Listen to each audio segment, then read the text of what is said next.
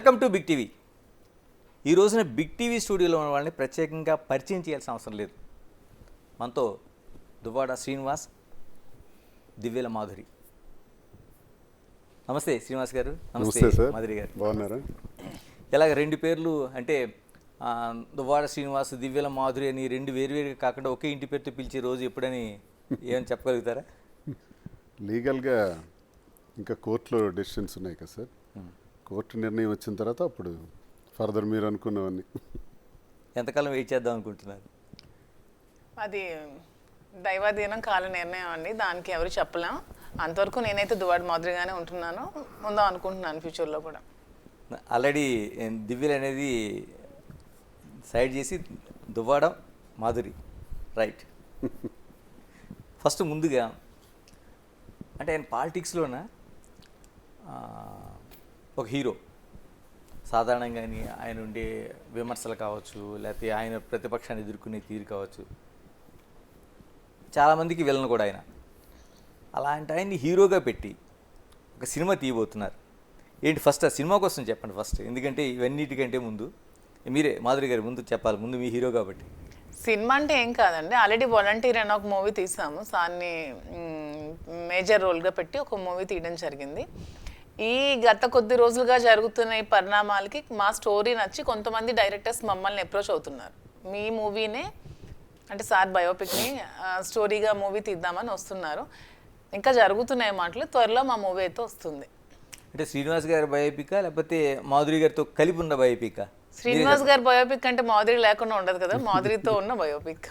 Okay, అంటే ఎంతవరకు వచ్చినాయండి? అంటే అదేంటంటేనండి, ఆ స్టోరీలో 3 డైమెన్షన్స్. ఒక మధ్యతరగతి కుర్రాడు, ఒక మిడిల్ క్లాస్ బాయ్, ఏదో ఒక ఉద్యోగానికి వెళ్ళిపోయి జీవితం అయిపోయింది అనిపించుకోకుండా ఒక ఉన్నత స్థాయికి వెళ్ళాలి అని తీసుకునే నిర్ణయంలో ఆ మిడిల్ క్లాస్ బాయ్ నుంచి ఉన్నత స్థాయికి ఎదిగే వరకు పడే కష్టాలు, ఒక 25 సంవత్సరాల సుదీర్ఘమైనటువంటి ఒక యజ్ఞం, ఎన్నో కష్టాలు, ఎన్నో ఒడిదుడుకులు, అప్ అండ్ డౌన్స్, పడి పడి పడి ఒకవైపు వ్యాపార సామ్రాజ్యం, ఈ రెండు అధిగమించుకుంటూ మీదకి వెళ్ళటం చాలా కష్టం. ఆ వ్యక్తే ఒక గ్రానైట్ ప్రపంచంలో, గ్రానైట్ అనేటువంటి మైనింగ్ ఫీల్డ్లో మంచి పేరు ప్రఖ్యాతులు వచ్చే విధంగా ఉన్నత స్థాయికి వ్యాపారంలో రావటం, రాజకీయాల్లో కూడా మంచి స్థాయికి వచ్చేటట్టు జరగటం, ఇవన్నీ కూడా ఒక మధ్యతరగతి కుటుంబీకుడికి ఎలా సాధ్యపడతాయి అన్నది ఒక మంచి ఒక యూత్కి ఒక ఎంకరేజ్మెంట్గా ఉంటుంది. ఇదిలా ఉంటే ఫ్యామిలీ కోణం. ఓకే, ఆ ఫ్యామిలీ కోణంలో వైఫ్ అండ్ హస్బెండ్ మధ్య పెళ్ళైన 28 సంవత్సరాలు, ఒక 4-5 సంవత్సరాలు మినహాయిస్తే మిగతా జీవితం అంతా కూడా ఈర్ష్య, అసూయ, ద్వేషం, ఇవి సాధారణంగా వైఫ్ అండ్ హస్బెండ్ మధ్య ఉండవు, 99% కూడా ఉండవు. కానీ ఎందుకు ఇది ఉంటుంది? ఎందుకు ఇలా వచ్చింది? అసలు కారణం ఏంటి? అసలు ఇలాంటి ఈగోస్ ఏంటి? వైఫ్ అయితే ఏంటి, హస్బెండ్ అయితే ఏంటి, కుటుంబంలో ఎవరైనా బాగుండాలి, కానీ ఎందుకు ఇలా వచ్చింది అన్నది ఆ కుటుంబంలో జరిగేటటువంటి సంఘర్షణ, అదో కోణం. 3వ డైమెన్షన్ ఏంటంటే ఇవన్నీ జరుగుతున్నటువంటి సందర్భంలో మాధురి కోణం. ఓకే, అసలు ఇదేంటి, జీవితంలో ఇలా జరుగుతాయా? అసలు మాధురికి దువ్వాడ శ్రీనివాస్కి సంబంధం ఏంటి? ఈ సంబంధం ఒకవేళ ఉండేటప్పుడు ఎలా దీన్ని కంక్లూడ్ చేయటం, పబ్లిక్కి, ప్రజలకి కన్విన్స్ చేయాలి, ఫ్యామిలీ కోణాన్ని కన్విన్స్ చేయాలి, ఒక మిడిల్ క్లాస్ బాయ్ కోణాన్ని కన్విన్స్ చేయాలి, అలాగే ఈ ట్రాక్ని కూడా కన్విన్స్ చేయాలి. కన్విన్స్ చేస్తూ కంక్లూడ్ చేయాలని ఈ స్టోరీ తయారు చేయడం జరుగుతుంది. సో ఏ రకంగా వస్తుందన్న చూద్దాం. ప్రొడ్యూసర్ ఎవరు? మాధురి గారు మీరేనా? లేదండి, కేరళ నుంచి ఒకళ్ళు ప్రొడ్యూస్ చేయడానికి రెడీగా ఉన్నారు. ఓకే, అంటే స్క్రిప్ట్ అది అంతా రెడీ అయిపోయింది అండ్ టోటల్గా ఇప్పుడు శ్రీనివాస్ గారు చెప్పిందా? చేస్తున్నారు, ఇంకా ఫైనల్ కాలేదు. అంత ఫైనల్ అయిన తర్వాత చూద్దాం. మరి మాధురి గారి పాత్ర, మీ ఏ పాత్ర అయితే మీరే వేయగలుగుతారు హీరోగా? ఆయన ప్రొడ్యూసర్ ఇష్టం, డైరెక్టర్ ఇష్టం. అది సార్ చెప్పినట్టు అది ప్రొడ్యూసర్, డైరెక్టర్ ఇష్టం. నా పాత్ర వేయమంటే నేనే వేస్తాను, వేరే ఎవరినైనా పెడతారంటే అది వాళ్ళ ఇష్టం. ఆ లైఫ్లో నీకు ఒక అవకాశం లేదు, ఈ సినిమాలు ఎందుకు ఇస్తారు మరి మీరు? కరెక్ట్ పాయింట్, నా పాత్ర నేనే వేస్తాను. అదే కదా, అంటే శ్రీనివాస్ గారిని ఒక ఫైట్లు, డ్యూయట్స్ కూడా ఉంటాయండి ఇందులో. డ్యూయట్స్ అది మరి మీరు ఆయనకి నేర్పించాలి తప్పించి మీకు ఎలాగా, మీకేం చెప్పాల్సిన అవసరం లేదు కదా. నేను అందులో 0 డాన్సెస్. ఏం చాలామంది హీరోలు హీరోయిన్స్ డాన్స్ చేస్తుంటే చేతులు కట్టుకుని నిల్చుంటారు, అది కూడా ఇప్పుడు అది కూడా ట్రెండే, ఫ్యాషన్. ఎలా మరి ఆ ప్రొడ్యూసర్ డైరెక్టర్ ఏ రకంగా డిజైన్ చేస్తారో చూడండి, వారి ఇష్టం. శ్రీనివాస్ గారు, మీ సినిమాది అంటే ఒరిజినల్ కథలోంచి అంటే డైరెక్టర్ని ఎవరైనా చూస్తున్నారా, ఇంకా ఎవరైనా వచ్చే? వాళ్ళే చూసుకుంటున్నారు సార్, వాళ్ళే టీం రెడీ అవుతున్నారు వాళ్ళల్లోనే. అంతే యూత్ బ్యాచే, ఓకే, పెద్ద ప్రామినెంట్ డైరెక్టర్స్ పేరున్న వాళ్ళు కాదు, యూత్ వింగ్స్ వాళ్ళంతా ట్రై చేస్తున్నారు. అంటే వాలంటీర్ అనేది వేరే మీరు తీశారు కదా ఒక సినిమా, వాలంటీర్ అనేది కంప్లీట్ గా పొలిటికల్ మూవీ. అంటే జగన్మోహన్ రెడ్డి గారు ప్రవేశపెట్టిన పథకాలను చూపించాలని వాలంటీర్ మూవీ అనే ఒక మూవీ తీసి అది ఎలక్షన్ జగన్మోహన్ రెడ్డి గారు ఏ కాన్సెప్ట్ తో రాజకీయాల్లోకి రావడం జరిగింది, వచ్చిన తర్వాత ఆయన పరిపాలన ఎలా ఉంది, మళ్ళీ ఆయన్ని ఎందుకు ఎన్నుకోవాలి, మళ్ళీ ఆయన్నే ముఖ్యమంత్రిగా ఎందుకు చేయాలన్న కాన్సెప్ట్తో వాలంటీర్ తీసాం. అందులో నేను క్యారెక్టర్ చేశాను. అది కొంచెం రిలీజ్ చేయడానికి ఇబ్బందులే, పొలిటికల్గా సెన్సార్ ఇవన్నీ ఇబ్బంది వచ్చింది. యూట్యూబ్ ఛానల్స్లో ఓటీటీ ప్లాట్ఫామ్లో రిలీజ్ చేశాం. ఇప్పుడు మీ రియల్ లైఫ్ స్టోరీ ఒకటి ఉంది, అంటే మీరు యూత్ లీడర్ దగ్గర నుంచి ఇప్పుడు మాధురి గారి వరకు జర్నీ, పేరు ఏమైనా పెట్టారండి సినిమాకి ఏమైనా? లేదండి, వాళ్ళ ఒక 4 టైటిల్స్ అనుకున్నారు. 2024 లవ్ స్టోరీ 2024 అని ఒకటి, దువ్వాడ శ్రీను మనసు దోచిన మాధురి అనేది ఏదో ఒక టైటిల్ రెడీ చేశాం. ఓ దువ్వాడ శ్రీను మనసు దోచుకున్న మాధురి, అదొకటి. ఇంకేదో ఒకటి చేశారు, ఆకాశంలో 7 రంగులు. ఓకే, అంటే ఇంద్రధనుసు లాగా ఏ నడుస్తున్నాయి, ఏది ఫైనల్ చేస్తారు. మీకు అంటే ముందుగా many happy returns of the day. ఎందుకంటే మీరు లైఫ్లో ఏం పుట్టినరోజులు ఎన్ని చేసుకున్నారో తెలియదు, కానీ మాధురి గారు చేసిన పుట్టినరోజు మాత్రం మీకు లైఫ్ లాంగ్ గుర్తుండిపోయే పుట్టినరోజు అనుకుంటా. చాలా బాగా చేశారు, ఐ ఫెల్ట్ వెరీ హ్యాపీ. ఈర్ష్య అసూయల మధ్య జరిగే ఇన్నాళ్ల పుట్టినరోజుల వేడుకల కన్నా ఈరోజు జరుపుకున్నవి, ఈ మధ్య November 4th జరుపుకున్నవి సంతోషంగా అనిపించింది నాకు. అందుకని మీకు ఒక కష్టమైన ప్రశ్న అడిగాం అనుకుంటున్నాను. మాధురి గారి పుట్టినరోజు ఎప్పుడు, ఎంత గ్రాండ్గా చేయాలనుకుంటున్నారు? December 12. ఓ, నేను ముందుగా ప్రిపేర్ చేశారా లేకపోతే గుర్తుపెట్టుకున్నారా? మీరే కదా ఇప్పుడు అడిగారు, అసలు క్వశ్చన్ అడుగుతారని కూడా మాకు తెలియదు కదా, మీరు అడిగిన క్వశ్చన్ అంటే ఇప్పుడే నెక్స్ట్ మంత్. ఓకే, నాది November, తంది December. అంటే ఆ రోజున మేము ఆ యూట్యూబ్లో అప్లోడ్ చేసినవన్నీ చూసాం. చాలా గ్రాండ్ గిఫ్ట్ మీకు. అంటే ఆవిడ ఇచ్చిన బహుమతితో పాటు ఆ చుట్టూ అరేంజ్ చేయడం కావచ్చు, మిగతా వాళ్ళందరినీ పిలవడం కావచ్చు, మిమ్మల్ని వెల్కమ్ చెప్పడం కావచ్చు, మరి మీరు ఎలా ప్రిపేర్ అవుతున్నారు? నేను నా పేరు చెప్పి తనే అన్ని ప్రిపేర్ చేస్తాను సార్, నేను అలా నిల్చుంటాను. ఏదో సరదాగా ఎంటర్టైన్. చాలా కాలం అలా నిల్చునే తప్పు చేశారేమో.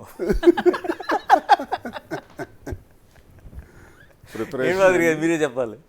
అంటే మేబీ అయ్యుండొచ్చు, కానీ అతనికి సర్ప్రైజెస్ అని అలాంటివన్నీ అలవాట్లేదు ముందు నుంచి, నేను కూడా ఏం ఎక్స్పెక్ట్ చేయట్లేదు. సరదాగా ఉంటాం, చేసుకుందాం, మంచి జీవితం కదా, అనుకున్న జీవితం, కోరుకున్న జీవితం, బాగా చేద్దామని. శ్రీనివాస్ గారు, ఎన్నికల్లో బిగ్ టీవీ తరఫున ఫస్ట్ ఇంటర్వ్యూ మీకు బిగ్ టీవీ మిమ్మల్ని చేసింది. ఏదైతే మీకు వివాదం కేంద్ర బిందుగా ఉందో బిల్డింగ్, అక్కడ ఫస్ట్ నేను ఇంటర్వ్యూ చేశారు. ఆ ఎపిసోడ్లోన దువ్వాడ శ్రీనివాస్ అంటే ఒక రెబల్, ఒక అగ్రెసివ్ పర్సన్, దాన్ని మారుతూ ఈ రోజున హ్యాపీ లైఫ్గా ఉన్నది. అంటే అడ్డంకులు అనేవి లైఫ్లో ఎవరికైనా వస్తుంటాయి.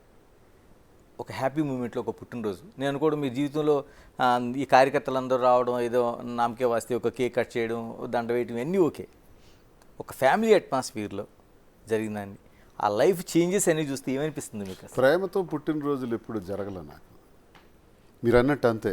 November 4th ఆ ముందు రోజు నుంచే కార్యక్రమాలు స్టార్ట్ అవుతాయి. అంటే క్యాడర్ చేస్తారు, ఓకే, కార్యకర్తలు వస్తారు, స్టేజ్ డయాస్ వేస్తారు, మ్యూజిక్లు పెడతారు, డ్యాన్సులు పెడతారు, ప్రజలు వస్తారు పోతారు. కొన్ని వేల మంది ప్రజలు ఆ రోజు రావటం అన్నది నాకు ఆనవాయితీ. వచ్చి కలిసి కనీసం 10,000 మంది వస్తారు ఎవ్రీ బర్త్డేకి, ఎంటైర్ కాన్స్టిట్యున్సీ నుంచి చుట్టాల మంది. వైడ్ పబ్లిసిటీ, ఇదంతా పార్టీ పరంగా జరుగుతుంది, రాజకీయంగా జరుగుతుంది, కార్యకర్తలు లీడర్స్ ద్వారా జరిగేవే నేను చూశాను ఇంతవరకు. కానీ ఇంట్లో ప్రేమతో జరగడం అన్నది నేను ఎప్పుడు అబ్జర్వ్ చేయలేదు. మా ఇంట్లో ఎప్పుడు ఘర్షణ పరిస్థితే సార్, ఈ ఈగోస్ మధ్య నడుస్తుంటుంది వ్యవహారం. అంటే ఏదైనా నేను ఉన్నత పొజిషన్కి వెళ్తున్నానంటే తనకు కావాలని, ఏదైనా బిజినెస్లో పీక్స్కి వెళ్తున్నానంటే తన పేరును ఉండాలని, ఇలాంటి స్వార్థం. ఎలా ఉండాలంటే భార్యాభర్తలు ఎవరైతే ఏంటి, తనైతే ఏంటి, నేనైతే ఏంటి, కుటుంబం, అది అంతా ఒక కుటుంబం. ఆ భావన ఎప్పుడూ లేదు, లేకపోవటం వల్ల ఈ పరిస్థితి వచ్చింది. ఎందుకు శ్రీనివాస్ గారు అంటే ప్రతి వైవాహిక జీవితం కూడా మనం ఏదో డిస్టర్బ్ అవుతామని ఎక్కడ స్టార్ట్ అవ్వదు. అది హ్యాపీ మూమెంట్తో వెళ్ళాలని ఒక లైఫ్ ఎవరిదైనా స్టార్ట్ అవుద్ది. ఎవరిదైనా భగవంతుడి క్రియేషన్లో, భగవంతుడి సృష్టిలో ఈ వైవాహిక జీవితం అన్నది, ఆ జీవితాంతం ఒక భార్యాభర్త, ఒక ఆడమగ కలిసి ఉండడం అన్నది, పిల్లలు అన్నది, చుట్టాలు, బంధువులు, స్నేహితులు, ఆ పిల్లల అభివృద్ధి అనేది, ఇది ఒక విచిత్రమైన ఒక గొప్ప సంస్కృతి భారతదేశంలో. ఈ సంస్కృతి అజరామరం. ప్రపంచంలో ఇంకెక్కడైనా సరే మనకు ఉదాహరణకు తీసుకోవాల్సిందే ఆ భార్యాభర్తల బంధాన్ని. అక్కడక్కడ ఇలాంటివి కూడా జరుగుతున్నాయి. ఎందుకని అంటే శ్రీనివాస్ గారు నిత్యం ప్రజా జీవితంలో ఉండే వ్యక్తి, అలాంటి వ్యక్తికి ఒక అసూయ, ద్వేషం ఫ్యామిలీ లైఫ్లో రావడం ఏంటి? అంటే బయట లైఫ్ వదిలేండి. అదే విచిత్రం ఏంటంటే 2003లో రాజశేఖర రెడ్డి గారు పెద్ద పాదయాత్ర చేయటం, ఆ పాదయాత్ర నేను చాలా యాక్టివ్గా చేయించాను మా జిల్లాలో. చేసేటప్పుడు రాజశేఖర రెడ్డి గారు నా వర్క్ స్టైల్ని ఇదంతా నచ్చి, నువ్వు హరిశ్చంద్రపురంలో ఎమ్మెల్యే పోటీ చేయన్నారు. ఓకే సార్ అన్నాను, రెడీ అయ్యాను. కానీ అక్కడికి 1 వీక్ 10 డేస్ తర్వాత వాణి వాళ్ళ ఫాదర్ వెళ్ళి ఆ టికెట్ మాకు ఇవ్వాలి, లేకపోతే ఇండిపెండెంట్గా వేస్తామన్నారు. అప్పుడు రాజశేఖర రెడ్డి గారు నాకు బ్లాంక్ బీఫామ్ ఇచ్చేశారు. నీ ఇష్టం, మీ ఇంట్లో డిస్కషన్ జరుగుతుంది, నేనేమీ చెప్పను, నువ్వు ఎవరి పేరు రాసుకుంటావో నీ ఇష్టం, ఎలక్షన్ గురించి అయితే నీతోనే మాట్లాడతాను అని నాకు బ్లాంక్ బీఫామ్ ఇచ్చారు. అప్పుడు నేనే డి వాణి అని రాసేసి ఆమెకి ఇచ్చేసాను. అడిగారు కదా. అది 2004 సంవత్సరం, ఇది 2024 సంవత్సరం. 20 సంవత్సరాల వరకు ఇది కొనసాగుతూనే ఉంది. ఎన్నిసార్లు నేను పోటీ చేసేటప్పుడు అడ్డంగా రావటం, అడ్డు తగలటం, ఇబ్బందులు ఇంట్లో నుంచే స్టార్ట్ అయ్యాయి సార్. ఇంటే గెలిచి రచ్చ గెలాలంటారు. రచ్చ నేను గెలిచానని అనుకుంటాను. ప్రజాభిమానాన్ని పొందగలిగాను, ప్రజలు, క్యాడరు, పార్టీ, నాయకులు అన్నీ పొందాను. ఇంట్లో మాత్రం ఫెయిల్ అయ్యాను.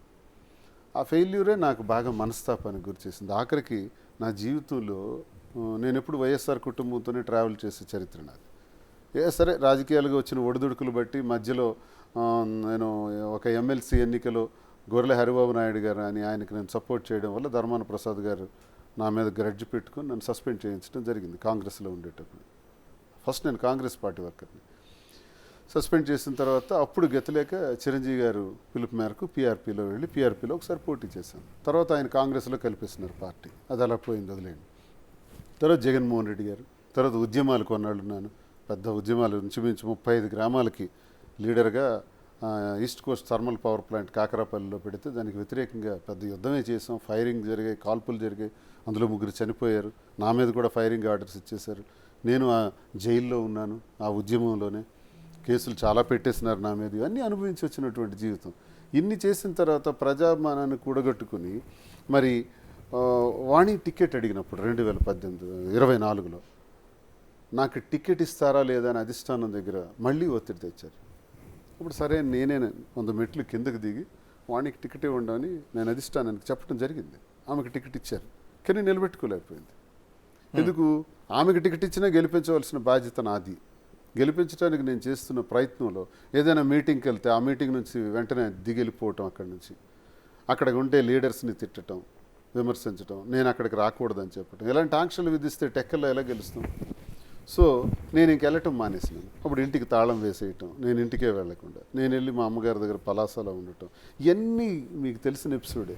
సో ఇన్ని పరిస్థితుల్లో మేమే రాజకీయాల్లోకి తెచ్చినటువంటి మాదిరి ఆ అమ్మాయికి నాకు లింక్ పెట్టి 28 ఏళ్ల జీవితంలో లేని పరిస్థితి ఇప్పుడు వస్తుందండి. 58 సంవత్సరాల వయసులో నాకు వస్తాయా? ఎందుకు వస్తాయి? ఇంత సాధించిన ప్రగతి, 25 ఇయర్స్ నేను పడిన కష్టం, ప్రతి క్షణం కూడా పడిన కష్టం, ఆ కష్టాన్ని ఎలా నిలబెట్టుకోవాలనుకుంటానే తప్ప ఇప్పుడు ఈ రకంగా ఆలోచిస్తానంటారా? ఆమె కుటుంబం లేదా? ఆమెకు పిల్లలు లేరా? ఆమెకు ఆస్తులు లేవా? ఆమె నాతో ఎందుకు రావాలి? నాకు బ్రతుకు లేదా? నాకు కుటుంబం లేదా? నాకు ఒక ఆశయం లేదా? నేనెందుకు రావాలి? ఆ పరిస్థితులు మమ్మల్ని ఈ రకంగా దారితీసాయి. చాలామంది విమర్శకులకి మీ ఛానల్ ద్వారా నేను క్లియర్గా ఇది చెప్పదలుచుకున్నాను. దయచేసి లీగల్గా మాకు లీగాలిటీ ఉంది, ఇది ఇల్లీగల్ కాదు అని మేము చెప్పుకోదలుచుకోలేదు. Yes, it's not illegal. ఇలా కలిసి ఉండడం అనేది ఇల్లీగల్ కాదు జ్యుడిషియరీ ప్రకారం. But morally it's wrong. సంఘపరంగా ఇది తప్పు. సంఘపరంగా తప్పని మాకు తెలుసు, కానీ మా పరిస్థితులు మాకు తప్పలేదు. తప్పని పరిస్థితుల్లో మేము ఈ నిర్ణయం తీసుకోవాల్సి వచ్చింది. వచ్చి ఈ రకంగా ఉండాల్సి వచ్చింది. ఏం చేయాలి చెప్పండి? విమర్శకులకే నేను అడుగుతున్నాను మీ ఛానల్ ద్వారా. ఇంట్లో నా పరిస్థితి అంతా ఎక్స్ప్లెయిన్ చేశాను, అందరికీ ప్రజలందరికీ తెలుసు. ఈ పరిస్థితుల్లో ఇంటికి తాళం వేసేసిన తర్వాత నేను ఎలా బ్రతకాలి? ఏదో ఒక నిర్మాణం చేసుకుని నాకు ఇల్లు ఉన్నాను, ఆ ఇల్లు కూడా నాకు రాసి ఇచ్చేయండి అని ఇంటి మీదకి దాడి చేస్తే, ఆస్తులన్నీ రాసేసిన తర్వాత ఆ ఇంటిని కూడా ఇచ్చేయండి అంటే, మరి ఆ ఇంటికి తాళం వేస్తే నేను ఎలా బ్రతకాలి?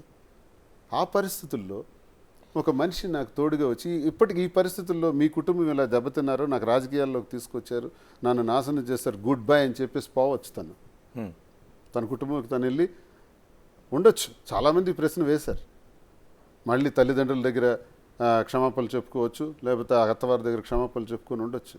కానీ ఈ కుటుంబం రప్చర్ అయిన దానిలో నా జీవితం నాశనం అవటం, నేను రోడ్డున పడిపోవటం, తన జీవితాన్ని కూడా మా కుటుంబం వల్లే నష్టం జరగటం, ఆ పరిస్థితుల్లో తను నాకు అండగా నిలబడటం తప్ప, ఇది సంఘపరం సమాజపరంగా ఇవన్నీ ఆలోచించే అవకాశం, తీరిక, సమయం మాకుందా? ఏ స్కోప్ ఉంది? ఏ స్కోప్లోకి ఇచ్చేసాం. కానీ మేమిద్దరం ఒకటే నిర్ణయం తీసుకున్నాం. మనం తీసుకునే నిర్ణయంలో చట్టపరమైనటువంటి సమస్యలు ఉంటాయి. కోర్టుకి వెళ్ళాం. వాణియే చాలా కేసులు నా మీద వేసింది. 28 సంవత్సరాలకు తర్వాత నా మీద గృహహింస చట్టం కింద కేసు వేశారు.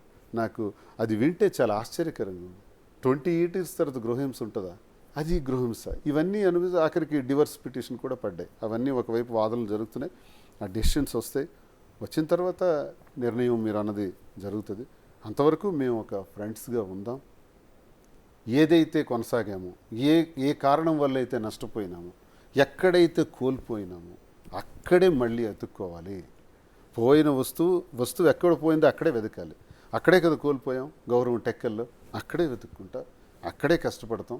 ఇద్దరం ప్రజల్లోకి వెళ్తాం, ప్రజల్లో కష్టపడి పనిచేస్తాం, మళ్ళీ మేము అనుకున్న ఆశయాన్ని సాధిస్తాం. మా ఇద్దరికి ఒక ముఖ్యమైన బాధ్యత ఉంది. తనకు 3 పిల్లలు, నాకు 2 పిల్లలు, 5 పిల్లలు ఉన్నారు. మా ఇద్దరి నిర్ణయం వల్ల, వాణి తీసుకున్నటువంటి ఒక దుర్మార్గమైనటువంటి నిర్ణయం వల్ల, మా జీవితాలు ఇలా పోవటం వల్ల పిల్లల జీవితంగా మాత్రం నష్టపోకూడదు. సో శ్రీనివాస్ ఆ 5 పిల్లలకి బాధ్యత వహించవలసిన అవసరం మా ఇద్దరికి ఉంది. అది మేము ప్రైమరీ పాయింట్ కింద తీసుకున్నాం. అది తర్వాత సమాజ సేవ. ఇక్కడతో మా జీవితాన్ని ఇలా కొనసాగించాలనుకుంటున్నాం. ఇందులో ఏ డౌట్స్ ఏం లేదు. ఎవరైనా విమర్శకులు, చాలామంది యూట్యూబర్స్ మాట్లాడుతుంటారు, ఇష్టానుసారం మాట్లాడుతుంటారు. నా చొక్కా విప్పి నేను చెప్పాను, షర్టిలో విప్పాను, నా పుట్టుమచ్చలు ఉన్నాయి, చూశారు కాబట్టి ఆ యూట్యూబర్స్ మాట్లాడుతున్నారు. దమ్ముంటే మీ చొక్కా విప్పండి, మీ మచ్చలు చూపించండి, లేదు ఛాలెంజ్ చేయండి.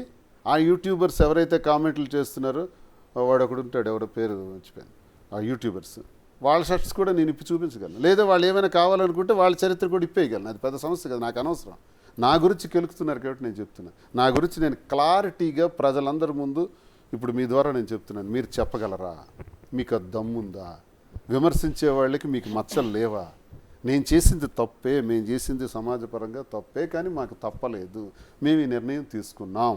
కానీ దీనివల్ల ఎవరికి హాని జరగకూడదు, పిల్లలకి హాని జరగకూడదు, ప్రజలకి ఇబ్బంది రాకూడదు, ప్రజల్ని కన్విన్స్ చేసుకుపోవాలి, మళ్ళీ ప్రజా జీవితాన్ని ప్రారంభించాలని అనుకుంటున్నాను. ఇంకా శ్రీనివాస్ గారు, మొత్తం టోటల్గా దువ్వాడ శ్రీనివాసు ఒక బయోగ్రఫీని మనం తీసుకుంటే, దువ్వాడ వాణి అనేవాడు ఒక విలన్గా కనిపిస్తుంది. అంటే మీరు హీరో పాత్రలోకి వెళ్ళిపోయారు. అంటే మొత్తం తప్పంతా ఆవిడదేనా? అంటే మనిషిలో ఒక ఇప్పుడు కామ, క్రోధ, లోభ, మోహ, మద, మాత్సర్యాలు అని ఉంటాయి. రావణాసురుడికి ఉన్నటువంటి 10 తలకాయలు. అందులో ఈర్ష్య, అసూయ, ద్వేషం మనల్ని దహించేస్తుంది సార్. ఇక్కడ విలనా, హీరోయినా అనుకోవటం కన్నా మీ మీద నాకు పాజిటివ్ యాటిట్యూడ్ ఉండాలి, అప్పుడు నేను సక్సెస్ అవుతాను. కానీ మీ మీద నాకు నెగిటివ్ యాటిట్యూడ్ పికప్ అయిన కొలది నేను దహించుకుపోతాను. ఇది దీనికి ఉదాహరణ. నా కథ అందుకు ఉదాహరణ. ఇక్కడ ఎవరు హీరోయిన్లు కాదు. అంటే మీది బలవంతో పెళ్ళి ఏం కాదు కదా? లేదు, దగ్గర సంబంధమే సార్. కుటుంబంలో రిలేషనే. వాళ్ళ నాన్న వాళ్ళ అమ్మగారు అంటే రాఘవరావు గారి మదరు, మా అమ్మ వాళ్ళ అమ్మగారు సొంత అక్క చెల్లెళ్ళు. ఒక కుటుంబంలో ఉండే ముందు నుంచి ఉన్నాయిలేండి. ఈ కుటుంబంలో ఈ తగాదాలన్నీ ముందు నుంచి ఉన్నాయి. మా ఇద్దరి నుంచి స్టార్ట్ అయినవే కాదు, ముందు నుంచి ఉన్నవి ఇక్కడ రోల్ ప్లే చేసే వాణి మైండ్ మీద. వాణి ఇలా నాశనం అవటానికి కారణం, ప్రధాన కారకుడు తండ్రి రాఘవరావు. Is the main villain. మీ సినిమాలో ఉంటాడా? ఉండాలి మరి. ఇప్పుడు తండ్రి అనేవాడు తప్పు, నేను అల్లుడిని తప్పు చేశాను, నన్ను పిలిచి అడుగు, నన్ను నిలదీసి అడగండి. తండ్రి లాంటివాడివే కదా, నన్ను ప్రశ్నించు. ఎందుకు ప్రశ్నించలేదు, ఎందుకు నన్ను అడగలేదు? ఇంటి మీదకి 2 సంవత్సరాల తర్వాత దాడి చేయడానికి వచ్చారే, రాడ్లు పట్టుకొని తలుపులు కొట్టడానికి వచ్చారే, ఒక్కసారి అలా వచ్చే ముందు నన్ను ప్రశ్నించాలని మీకు అనిపించలేదా? మందలించాలని అనిపించలేదా?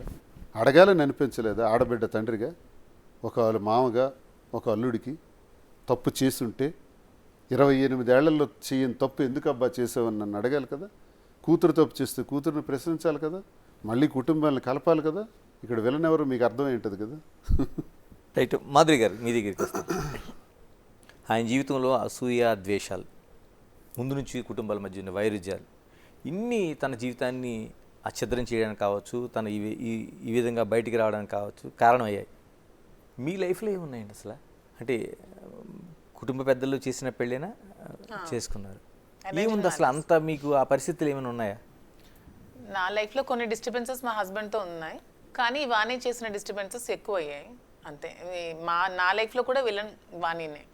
మీరు ఏమనుకోకపోతే ఒక ప్రశ్న, మేము ఒక ఛానల్కి ఇచ్చిన ఆడియోని విన్నాం. నా భార్య దేవత, ఆవిడ అమ్మతో సమానం నాకు అని. ఇంత సిచ్యువేషన్ జరుగుతున్న టైంలో మీ హస్బెండ్ అన్నాలో కాదో తెలియదు, కానీ ఆయన చెప్తున్న ఒక మాట వింటే తప్పు ఎవరిది అనే ఒక ప్రశ్న, పెద్ద ప్రశ్న మాకు వినిపించింది. ఏం చెప్తారు దానికి? అదే చెప్తున్నానండి, ఇది ఎంత వాణి చేసిన ఇది క్రియేషన్స్, వాణి చేసినవి ఇవన్నీ. దానివల్ల ఫ్యామిలీ పరంగా మేము ఇబ్బందులకు గురయ్యాం. ఏ రోజైతే పిల్లల కోసం ఆమె కామెంట్ చేసిందో, ఆ పిల్లలు శ్రీనివాస్ గారు పుట్టిన పిల్లలు అలా డిఎన్ఏ టెస్ట్ చేయండి అది ఇది అన్నప్పుడు అతను దానికి ఆన్సర్గా నాకు మాధురి అంటే ఏంటో తెలుసు, మీరు అలా చెప్పాల్సిన అవసరం లేదు, మీరు బ్లేమ్ చేయకండి అని చెప్పి తను ఒక వాయిస్ ఇవ్వడం జరిగింది. పర్టికులర్లీ ఆయన రెస్పాండ్ అయ్యింది ఎక్కడంటే బిడ్డల మీద, తన పిల్లల మీద డిఎన్ఏ చేయాలని తినకి అనేటప్పుడు వాళ్ళు, నా పిల్లలు మాధురి గురించి నువ్వు ఇష్టానుసారం మాట్లాడటానికి వెళ్ళలేదు, మాధురి ఏంటో నాకు తెలుసు అని చెప్పారు. ఇక్కడ క్లారిఫికేషన్ అది. ఇక్కడ మాధురి గురించి ఆయన చెప్పే విధానం కన్నా పిల్లల గురించి ఆయన రెస్పాండ్ అయ్యాడు తండ్రిగా. మాధురి గారు, మీరు అంటే చాలా వరకు ఏ లైఫ్లో ఎప్పుడు ఏది తారసపడద్దో ఎవరికీ తెలియదు. ఆ జర్నీలోన మనం విమర్శించిన ప్రశ్న మనల్ని తిరిగి విమర్శిస్తున్నప్పుడు చాలా ప్రశ్నలకు ఆన్సర్ చెప్పుకోవడం కష్టం అవుతుంది. ఆయనేమో ఒక పొలిటికల్ లీడరు, పొద్దున్న లేస్తే తొడగొట్టి సవాల్ చేసే టైపు, పోనీ లవర్ బాయ్ లాగా వెళ్ళే ఇది కూడా కాదు, పోనీ అందరినీ అమ్మాయిల్ని చూస్తూ ఆయన అలా ఉండే టైపు కూడా కాదు. ఎలా లవ్ చేశారండి అసలు? ఏదో అంటే నాకు కూడా అతనిలో హీరో క్వాలిటీస్ కంటే రౌడీ క్వాలిటీస్ ఇష్టం బాగా. సో రౌడీ క్వాలిటీస్ చూసే ఇష్టపడ్డాను నేను కూడా. రౌడీ అనటం కన్నా నిలదీసే తత్వం. లేదులేండి, అదే బాగుంది. నాకు భయం లేదు, ఎవడేం చేస్తాడని లేదు. నాకు చాలామంది హెచ్చరికలు చెప్తుంటారు, నేను భయపడ్డాను పారిపోయానని. ఏదో నా మీద ఇప్పుడు ఎఫ్ఐఆర్ ఉంది, నేను హైదరాబాద్లో ఇక్కడే ఉన్నాను, వచ్చి పట్టుకోమనండి. ఎఫ్ఐఆర్ పెడితే దువ్వాడసిన భయపడి పారిపోతాడు అనుకోవడం చాలా పొరపాటు. మీరు ఎన్ని ఎఫ్ఐఆర్లు వేసుకుంటారో వేసుకోండి. ఒక 100 కేసులు పెడతారా, నేను రెడీ. నేను కూడా అంతేనండి, ఎవరికి భయపడను. అందులో ఈ ట్రోల్స్ చేసే వాళ్ళకి అసలు అదర్ను బెదర్ను, ఎన్ని ట్రోల్స్ చేసుకున్నా భయపడే ప్రసక్తే లేదు. సో ఇద్దరు క్వాలిటీస్ ఒకటే కాబట్టి ఇద్దరం ఒకరికొకరు అట్రాక్ట్ అయ్యాం అంతే. అదే అడుగుతున్నాను, ఆయన మగాడిగా ఉన్నాడు, పాలిటిక్స్లో ఇంతకంటే పెద్ద విమర్శలు చూశాడు ఆయన, ఆ ట్రోలింగ్స్ చూశాడు చాలా. అంటే ఇప్పుడు కొత్తగా వచ్చినాయి కాదు, ఇప్పుడు సమన్లు కావచ్చు లేకపోతే కేసులు కావచ్చు, ఆయన లైఫ్లో కొత్తగా వచ్చినాయి కాదు. మీరు అసలు ఇవన్నిటికీ దూరం లైఫ్, మీరు ఎక్కడో ఒక డాన్స్ దీంట్లోనో లేకపోతే ఒక మంచి వీడియోలు చేస్తూనో ఒక కంఫర్ట్ లైఫ్లోంచి అలా ఉండేటప్పుడు ఒక్కసారిగా ఎదిరిన ఈ డిస్టర్బెన్స్ ఎంత మీకు ఇబ్బంది పెట్టిందండి లైఫ్లో? స్టార్టింగ్లో ఇబ్బంది పడ్డాయండి కొంచెం. నేను కూడా బాగా, అంటే మీరు చెప్పినట్టు కంఫర్ట్ జోన్ నుంచి ఈ జోన్కి వచ్చినప్పుడు నేను కూడా బాగా మానసికంగా ఇబ్బంది పడ్డాను, చాలా క్షోభకు గురయ్యాను. ఎందుకంటే ఏ వ్యక్తికైనా వ్యక్తిత్వ హననం జరుగుతున్నప్పుడు అది చాలా బాధపడుతుంది ఎవరికైనా, ఏ అమ్మాయికైనా. కానీ కొంచెం తను చాలా ధైర్యం చెప్పారు నాకు ఆ టైంలో, చాలా మోటివేట్ చేశారు. సో అతను ఇచ్చిన స్ఫూర్తితో, అతను ఇచ్చిన ధైర్యంతో ఇంకా ముందుకెళ్తూ అలాంటివి ఏవి పట్టించుకోకుండా చాలా స్ట్రాంగ్ అయ్యాను, ఇంకా స్ట్రాంగ్గా ఉంటాను కూడా. పెళ్లికి సంబంధించి అంటే ఎక్కడైనా సొసైటీలోనా ఓకే చట్టం అంగీకరిస్తుందా లేకపోతే సుప్రీంకోర్టు ఇచ్చిన తీర్పు ప్రకారం మనం నడుస్తాం అనేది, కానీ సొసైటీలో ఎక్కువ మనకి దంపతులు అనగానే వాళ్ళు పెళ్లి చేసుకున్న వాళ్ళే ఉండాలి. ఇంకా మన ఇండియన్ కల్చర్లో కావచ్చు లేకపోతే తెలుగు నేటివిటీలో కావచ్చు, ప్రత్యేకంగా ఉత్తరాంధ్ర జిల్లాలో కావచ్చు, అది చాలా ఎక్కువ పర్టికులర్గా చూస్తారు. ఎప్పుడు ప్లాన్ చేస్తున్నారు? అంటే కోర్టు ఏంటి యాక్చువల్గా నాకు చాలా మంది కామెంట్స్ కూడా పెడుతున్నారండి. అసలు మీరేంటి, మీరు నువ్వు ఉంచుకున్న దానివి, మీరు ఉంచుకున్న రిలేషన్షిప్, మీకు పెళ్లి కాలేదు అని చాలా మంది పెడుతున్నారు. ఇది మా ఇద్దరికి సంబంధించిన విషయం. నేను చాలాసార్లు చెప్తున్నాను, మాకు శారీరకంగా పెళ్లి కాకపోయినా మానసికంగా మాకు పెళ్లి జరిగింది. మాకు పెళ్లి ఒక్కటే సమాధానం కలిసి ఉండడానికి అనే దానికి మా ఇద్దరం ఎగ్జాంపుల్గా తీసుకోవట్లేదు. మా ఇద్దరం అయితే మానసికంగా మా ఇద్దరికి పెళ్లి జరిగిపోయింది. మీరు ఎవరు అలా కామెంట్స్ పెట్టాల్సిన అవసరం లేదు. లీగల్గా అయ్యాక అఫీషియల్గా మ్యారేజ్ చేసుకోవాలి కాబట్టి ఖచ్చితంగా చేసుకుంటా. అంతవరకు మా ఇద్దరికి ఒకరికొకరి మనసులకు ఎప్పుడో పెళ్ళి అయిపోయింది. ఆ విధంగా మా ఇద్దరం భార్యాభర్తలమే. దానికోసం ఎవరు కామెంట్ చేయాల్సిన అవసరం లేదు. చాలా నీచంగా కామెంట్స్ పెడుతున్నారు. అదే అంటాను, ఇంత మీరు మ్యారేజ్ అయ్యలేదు, మీ ఇద్దరికి అసలు ఏంటి ఉంచుకున్నానంటే, మేము ఒకరికొకరు డైవర్స్ ఇచ్చుకున్నాను. నేను మా హస్బెండ్ డైవర్స్ ఇచ్చాను, తను వాళ్ళ వైఫ్కి డైవర్స్ ఇచ్చారు. కోర్టులో నడుస్తున్నాయి, అవి ఎప్పటికొస్తాయో తెలియదు. అంతవరకు మా ఇద్దరం మానసికంగా పెళ్లి చేసుకున్నాం. మాకు పెళ్ళి అయినట్టే, మేము పెళ్లి ఇద్దరం భార్యాభర్తలమే. దీన్ని మీరు తప్పుగా అర్థం చేసుకోవాల్సిన అవసరం అయితే లేదు. మేము క్లారిటీగా ఇచ్చాం. ఇది అందరూ అన్అఫీషియల్గా మెయింటైన్ చేస్తారు. అతను చెప్పినట్టు తను పబ్లిక్గా ఓపెన్గా మేము చెప్పి మేము చాలా పబ్లిక్గా తిరుగుతాం అంటే మీ అందరికంటే మేమే ప్రౌడ్గా ఫీల్ అవుతున్నాం. మాధురితో సంబంధం లేదని నేను, శ్రీనివాస్ గారితో నాకు సంబంధం లేదని తను అనేస్తే ఎవడైనా మాకు వెంట్రుకు పీకుతాడండి? ఎవడైనా అడిగేవాడు ఉన్నాడా? ఆ ట్రాలర్స్కి అడుగుతున్నాను, డైరెక్ట్ ట్రాలర్స్ని అడుగుతున్నా. నన్ను అడిగి ప్రశ్నించే మీ బ్రతుకులు అలాంటివే కదా. ట్రాలర్స్ వాళ్ళందరూ ఎవరైతే ఉంటారో మమ్మల్ని విమర్శించేవాళ్ళు, వాళ్ళ బ్రతుకులన్నీ అవే చీకటి జీవితాలే. మేము వెలుగులోకి వచ్చి ఇది మేము తీసుకున్న నిర్ణయం అని క్లియర్గా చెబుతున్నామే. అంత క్లారిటీగా చెబుతూ ఇలా కలిసి ఉండటం మీ దృష్టిలో తప్పవచ్చు, కానీ మా దృష్టిలో అవసరం. మా దృష్టిలో మేము చేస్తుంది మంచి. మేము ప్రజల కొరకే చేస్తున్నాం, ప్రజల కోసం ఈ జీవితాన్ని అంకితం చేసాం, ప్రజల కోసం పనిచేస్తాం. ఈ నిర్ణయం తీసుకుని మేము చేసాం. మేమేదో వ్యాపారాలు చేసుకోవటానికో, డబ్బులు సంపాదించుకొని బ్రతకటానికో, లేకపోతే ఇంకెక్కడో ఏదో హాయిగా ఎంజాయ్ చేయటానికి కాదు. నిన్నగాక మొన్న మీరు చూశారు, తన మీద చేసిన ట్రోల్స్ మీద తాను వెళ్ళి పోలీస్ స్టేషన్కి వెళ్ళి కంప్లైంట్ ఇచ్చారు. ఇప్పుడు అపోజిషన్లో ఉన్న మాకు చాలా తీవ్రమైన ఒత్తిళ్ళు ఉన్నాయి. మాకు ఇబ్బంది పెట్టాలని చూస్తున్నారు, అరెస్ట్ చేయాలని చూస్తున్నారు, స్టేషన్ టు స్టేషన్ తిప్పాలని చూస్తున్నారు. ఈ పరిస్థితిలో తాను వెళ్ళి నిలబడి కార్యకర్తలకు భరోసాగా నేనున్నానని చెప్పి ఒక మహిళలు స్టేషన్లో కంప్లైంట్ ఇచ్చే మొదటి సందర్భం ఈ ప్రభుత్వం వచ్చిన తర్వాత నాకు తెలిసి ఆంధ్రప్రదేశ్ రాష్ట్రంలో. ఎందుకు ఇది చేస్తున్నాం? పార్టీకి బలం ఇవ్వటానికి, కేడర్కి బలం ఇవ్వటానికి. మనకు నమ్ముకుని ఉండే వాళ్ళకి ఇదే పరిస్థితి ఉంది. వాళ్ళని స్టేషన్లకి తిప్పి ఈడ్చి ఇబ్బంది పెడుతున్నారు. కాబట్టి అలాంటివి జరిగితే మేము ఉన్నాం సుమా అని చెప్పడానికి, మేమేదో పర్సనల్ లైఫ్ ఎంజాయ్ చేయటానికి కాదు. ఎంజాయ్ చేయాలంటే మేము కలవాల్సిన అవసరమే లేదు, ఇలా కావాల్సిన అవసరం లేదు. ఎంజాయ్ చేయాలంటే చాలా దారులు ఉంటాయి కదండి. ఇలా పబ్లిక్ గానే ఎంజాయ్ చేయాల్సిన అవసరం మాకు లేదు. సంబంధం లేదని చెప్పేస్తే అయిపోయింది కదా. సంబంధం లేదని చెప్పి మేము కలిసి కూడా తిరగలం. మేము వాస్తవంగా చెప్తున్నాం కదా, మేము కలిసి ఉంటున్నాం అవునని చెప్తున్నా కూడా మీరు ట్రోల్ చేయాలని చూస్తే అది మీ కర్మ. ఇంకా ట్రోలింగ్ అంటే నేను ఒకటి అడగదలుచుకున్నాను, ఏమనిపిస్తుందండి? ఎందుకంటే ఒక విమర్శకో లేకపోతే ట్రోలింగ్కో ఎక్కడో చోట ఒక లక్ష్మణ రేఖ ఉండాలి. అలాంటి బయటికి దాటి సారిటీసే దువ్విన ఇలాంటి కామెంట్స్ చూసేటప్పుడు ఏమనిపిస్తుందండి అసలు మీకు?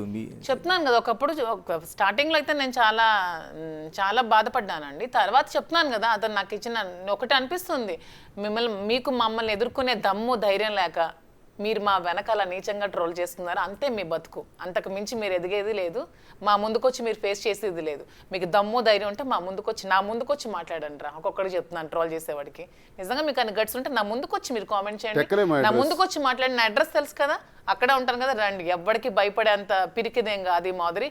మీరు ట్రోల్ చేస్తే పారిపోయేంత పిరికిదాన్ని కాదు. అలాంటి పిరికిదాన్ని అయితే నేను ఎప్పుడో హ్యాపీగా ఎక్కడికో వెళ్ళి దాక్కొని సెటిల్ అయ్యి హ్యాపీగా నేను ఉండొచ్చు. అలాంటి వాటికి బెదిరేది ఏమీ లేదు, అసలు భయపడే ప్రసక్తే లేదు. మీరు ఎన్ని ట్రోల్స్ చేసుకుంటారో, ఎంత పెట్టుకుంటారో పెట్టుకోండి. పైనుంచి దేవుడు అనేవాడు ఒకడు ఉంటాడు, he will give the correct judgement to everyone. Srinivas గారు, పొలిటికల్ లైఫ్లో మిమ్మల్ని పార్టీ దాంట్లో చూసింది. ఒక్కసారిగా అంటే వ్యక్తిగత జీవితం అనేది ఎప్పుడు ఎక్కడ టర్న్ అవుద్దో ఎవరికి తెలియదు, ఎటువంటి వస్తాయో తెలియదు.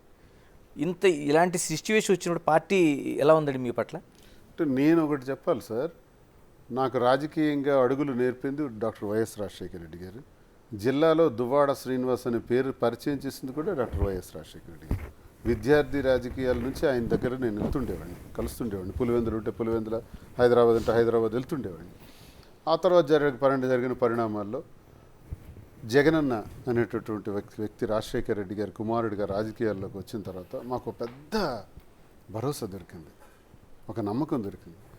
జగన్ గారిని నేను ఎలా ఊహిస్తానంటే, నాకు ఒక దైవ సమానుడు, మనసుని అర్థం చేసుకుని నా కోసం ఎన్నో సందర్భాల్లో ఆయన నిలబడిన వ్యక్తి. ఈ జన్మలో ఆయన రుణం నేను తీర్చుకోలేనమ్మా, అంతగా నిలబడి నాకు సహకరించిన వ్యక్తి. జగన్మోహన్ రెడ్డి గారికి గురించి చాలామందికి తెలియదు. ఒక్కసారి ఆయన్ని కలిసిన, ఒక్కసారి ఆయనతో చేయి కలిపిన, కళ్ళల్లో కళ్ళు పెట్టి ఆయన చూసిన, జీవితంలో మళ్ళీ ఆయన వదలరు. అంటే ఈ క్రైసిస్లో కూడా మీకు అండగా ఉన్నారండి? ఉన్నారు కదా. నన్ను సస్పెండ్ చేయాలి అసలు.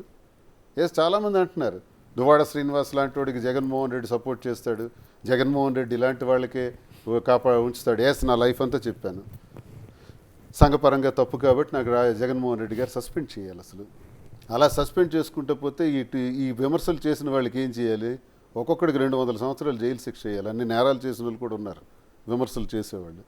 సో ప్రతి తప్పుకి ఒక క్షమాపణ ఉంటుంది, ప్రతి సమస్యకి ఒక పరిష్కారం ఉంటుంది.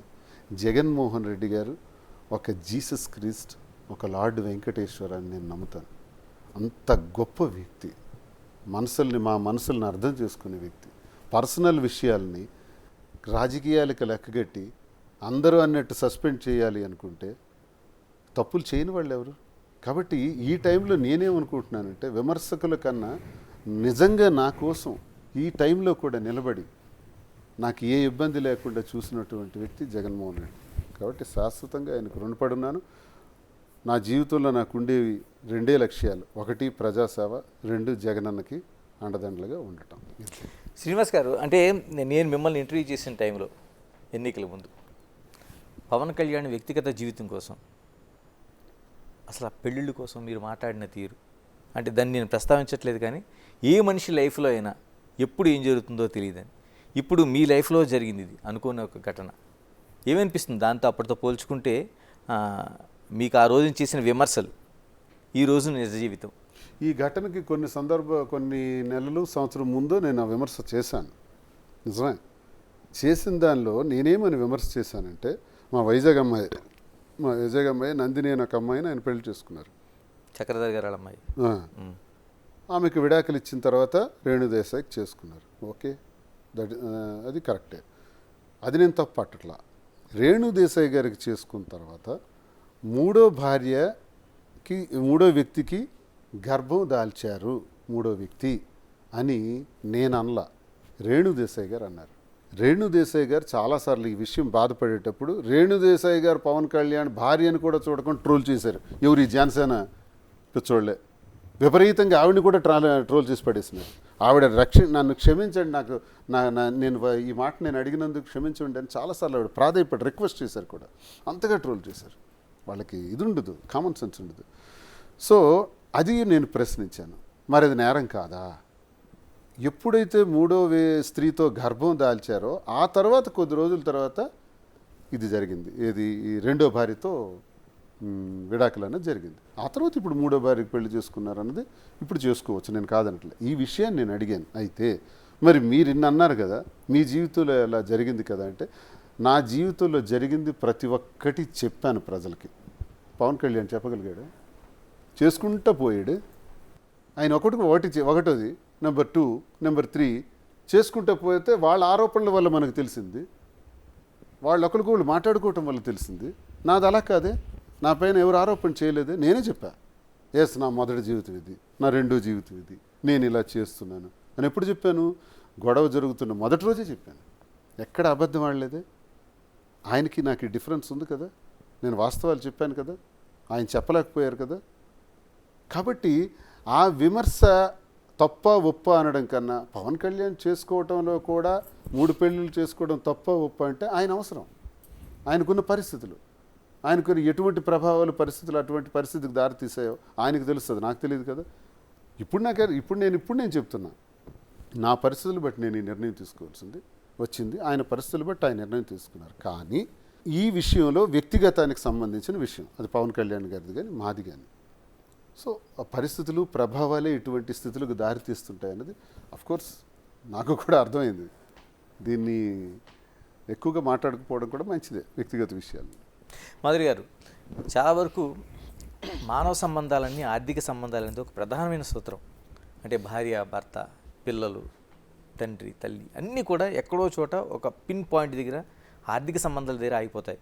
ఇప్పుడు నిజంగా మీ ఇద్దరి మధ్య ఉండే సంబంధం కూడా ఆ రోజు వాణి గారు పెట్టిన గొడవ ఇవన్నీ కూడా ఒక ఆర్థిక సంబంధం దగ్గర ముడిపడి ఆగిపోయింది. అంటే ఏంటి అసలు నిజంగా ఆర్థిక లావాదేవీ అంటే ఎక్కడ ముడిపడి ఉండిపోయింది? అంటే మీ పేరుతో ఆ రోజున రాశారని, లేకపోతే మీరు కొంత అప్పు ఇచ్చారని, అవునండి, ఆ హౌస్ అనేది మా ఇద్దరం కలిసి ఉండడానికి మేము కలిసి నిర్మించుకున్న హౌస్ అది. మీ ఇద్దరు కలిపి మా ఇద్దరం కలిపి నిర్మించుకున్నాం. సో నా దగ్గర ఉన్న డబ్బులు నేను పెట్టాను, అతని దగ్గర ఉన్న డబ్బులు అతను పెట్టారు, ఇద్దరం కలిసి నిర్మించుకున్న హౌస్ అది. సో అది కూడా వచ్చి ఆక్యుపై చేసి తీసుకెళ్ళిపోతాము, అది కూడా వచ్చి తీసుకొని మమ్మల్ని రోడ్డు మీద పెట్టేస్తామంటే ఎవరు చూస్తూ ఊరుకోరు కదా. సో మీరు అన్నట్టు ప్రపంచం అంతా సంబంధాలను ఆర్థిక సంబంధం అవ్వచ్చు, కానీ మాధురి దువ్వాడ శ్రీనివాస్ది ఆర్థిక సంబంధం కాదు, అది మానసికమైన సంబంధం మాత్రమే. 100% ఆర్థిక సంబంధం మా ఇద్దరిది కాదు. వాణి గారు చెప్పినంత స్ట్రైట్గా మీరు ఎందుకు చెప్పలేకపోయారండి? మా ఇద్దరం కలిపి ఉండటం కోసం ఒక ఇల్లుని కట్టుకుంటున్నాం, మేము ఉండాలనుకుంటున్నాం అని అమ్మాయి ఎంత స్ట్రైట్గా చెప్పదలుచుకున్నప్పుడు ఎందుకు దువ్వాడ శ్రీనివాసు ఎందుకు చెప్పలేకపోయారు? అంటే తన ఇంటి దగ్గరికి రావటమే మొదటి రోజే పిల్లల్ని కలవటానికి, తండ్రిని కలవటానికి పిల్లలు వచ్చారు అని చెప్పింది. పిల్లలు కలవటానికి అలా రావటం ఏంటి? మీడియా ఎందుకు పిల్లలు కలవటానికి? కారాలు, నిచ్చెన్లు, రాడ్స్ ఇవన్నీ ఎందుకు? ఒక ప్లాంట్గా వచ్చింది. రెండో రోజు అలాగే వచ్చి డోర్లన్నీ విరగ్గొట్టి లోపల ఎంటర్ రావడానికి వచ్చారు. మూడో రోజు, నాలుగో రోజు టెక్కల్లో నువ్వు ఉండకూడదు, ఇంకెక్కడికైనా పోవాలి, ఎమ్మెల్సీగా ఉండకూడదు, రాజీనామా చేయాలి, లేనిపోని మాటలంటూ ఆడిన అర్థం పర్థం లేని మాట్లాడారు. లాస్ట్గా ఆమె ఏం చెప్పారంటే ఇంటిలోకి నేను ఎలాగైనా వస్తాను అని చెప్పారు. అప్పుడు ఇంటి సందర్భం వచ్చింది. ఇల్లు నాకు కావాలి అన్నది. ఇల్లు నీకు కావాలి అనుకునేటప్పుడు ఇల్లు నాది కాదు ఇది అంటే. నేను ఇంకోటి చెప్పాను, ఎప్పటికైనా నా తరం తర్వాత నేను అయిపోయిన తర్వాత పిల్లలకి వస్తుంది, ఎక్కడికి వెళ్ళిపోతుంది. కానీ మీరు అది అంతవరకు ఆగలేదే, ఆగకుండా ఇల్లు కూడా నాకు ఇచ్చేయాలి అనేటప్పుడు ఆ ఇల్లు కట్టడంలో తన భాగస్వామ్యం కూడా ఉంది కాబట్టి నేను ఆ ఇల్లు ఎలా ఇవ్వాలి? అప్పు తీర్చేనే ఇవ్వాలి, ఆ అమ్మాయికి డబ్బులు మళ్ళీ నేను అందించి రిజిస్ట్రేషన్ చేయాలి. అలాంటి పరిస్థితుల్లో నేను రిజిస్ట్రేషన్ చేయలేను కాబట్టి ఉన్న ఆస్తులన్నీ చేసేస్తాను, ఇదొక్కటి మాత్రం నేను ఇవ్వలేను అని నేను చెప్పాను. వినలేదు. దానికోసమే గొడవ పెట్టారు. గొడవ పెట్టేటప్పుడు మరి ఇంకెందుకు, అప్పుడు డబ్బులు ఇచ్చే పరిస్థితి నా దగ్గర లేదు కాబట్టి వెంటనే ట్రాన్స్ఫర్ చేసేసాను, మాధురి పేరుని ట్రాన్స్ఫర్ చేశాను. ఇది జరిగిన కథ. ఇప్పుడు అది నేను ఇవ్వకపోతే ఆమె పేరున మరి ఆ డబ్బులైనా ఇవ్వాలి కదా, లేదా వాణి అయినా ఇచ్చే డబ్బులు తీసుకోవాలి. తను చెప్పారు నాకు 2 కోట్ల వరకు నేను ఇచ్చాను, శ్రీనివాస్ గారు తిరిగి ఇవ్వాలనే ఉద్దేశంతో నేను ఇవ్వలేదు, వాణి అయినా సరే నాకు ఆ డబ్బులు ఇచ్చి తీసుకోవచ్చు అని చెప్పారు. మరి ఎందుకు ఆ పని చేయలేదు ఆమె? మరి ఆ అప్పు ఎలా తీరుస్తాం ఆమెది? కాబట్టి ఇల్లు రాశాను. ఇలాగ జనాల నుంచి, పబ్లిక్ నుంచి, అంటే ఆ రోజున మొదట జరిగిన ఘటన దగ్గర నుంచి ఇప్పటివరకు చూసుకుంటే పబ్లిక్ యాక్సెప్టెన్సీ మీకు ఎలా ఉంది? అంటే ఆ రోజు నిజంగానే చాలా వరకు ఒక ఆశ్చర్యకరమైన విషయంగా చూశారు. అంటే శ్రీనివాస్ గారు ఏంటి, మాధురి గారు అనే ఒక ఆవిడతో సంబంధం ఏంటి అనేది ఒక పెద్ద చర్చ అన్నది. రాను ఏమనిపిస్తుంది మీకు? అంటే పెద్ద చర్చ నుంచి రాను జనాలు నిజాలు తెలుసుకోవడం స్టార్ట్ చేశారు. సో వాళ్ళు కూడా యాక్సెప్టెన్సీ ఉంది, మమ్మల్ని ఎక్కడికైనా చాలా ప్రేమతో ఆదరిస్తున్నారు. అసలు వాళ్ళ ఇంటి ఆడపిల్ల నన్ను చూసుకుంటున్నారు. నాకు కొన్ని దగ్గర నాకు కళ్ళు చెమర్చే సిచ్యువేషన్స్ కూడా నాకు ఎదురయ్యాయి.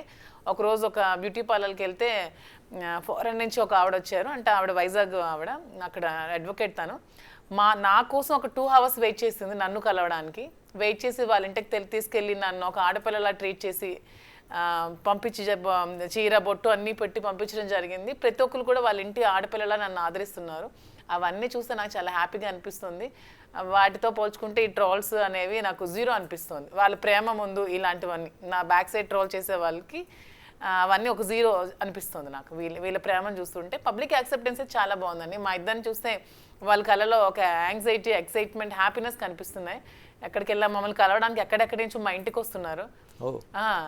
మొన్న ఇక్కడ వైజాగ్ అరకు దగ్గర నుంచి వాళ్ళు ట్రైబల్స్, అసలు వాళ్ళకి ఏం తెలిసిందో కూడా తెలియదు, మమ్మల్ని కలవడానికి పాపం రూమ్ ఛార్జెస్ కూడా లేక బస్సులో అలా తిరిగి నైట్ అంతా బస్సులోనే ఇచ్చాపురం వరకు ట్రావెల్ చేసి మళ్ళీ బ్యాక్ వచ్చి మార్నింగ్ మా ఇంటి దగ్గర దిగి మమ్మల్ని కలిసి వెళ్ళడం జరిగింది. అవన్నీ చూస్తే మాకు చాలా హ్యాపీగా ఎంతగా ఉంటే మేము హైవేలో వెళ్తుంటే కార్ నెంబర్ చూసి వెనక నుంచి కార్ నెంబర్ చూసి ఓవర్టేక్ చేసి వచ్చి పరిగెడుతున్నారు మమ్మల్ని కలవడానికి. కార్ ఆపమంటున్నారు, ఫోటో తీసుకుంటా అంటున్నారు.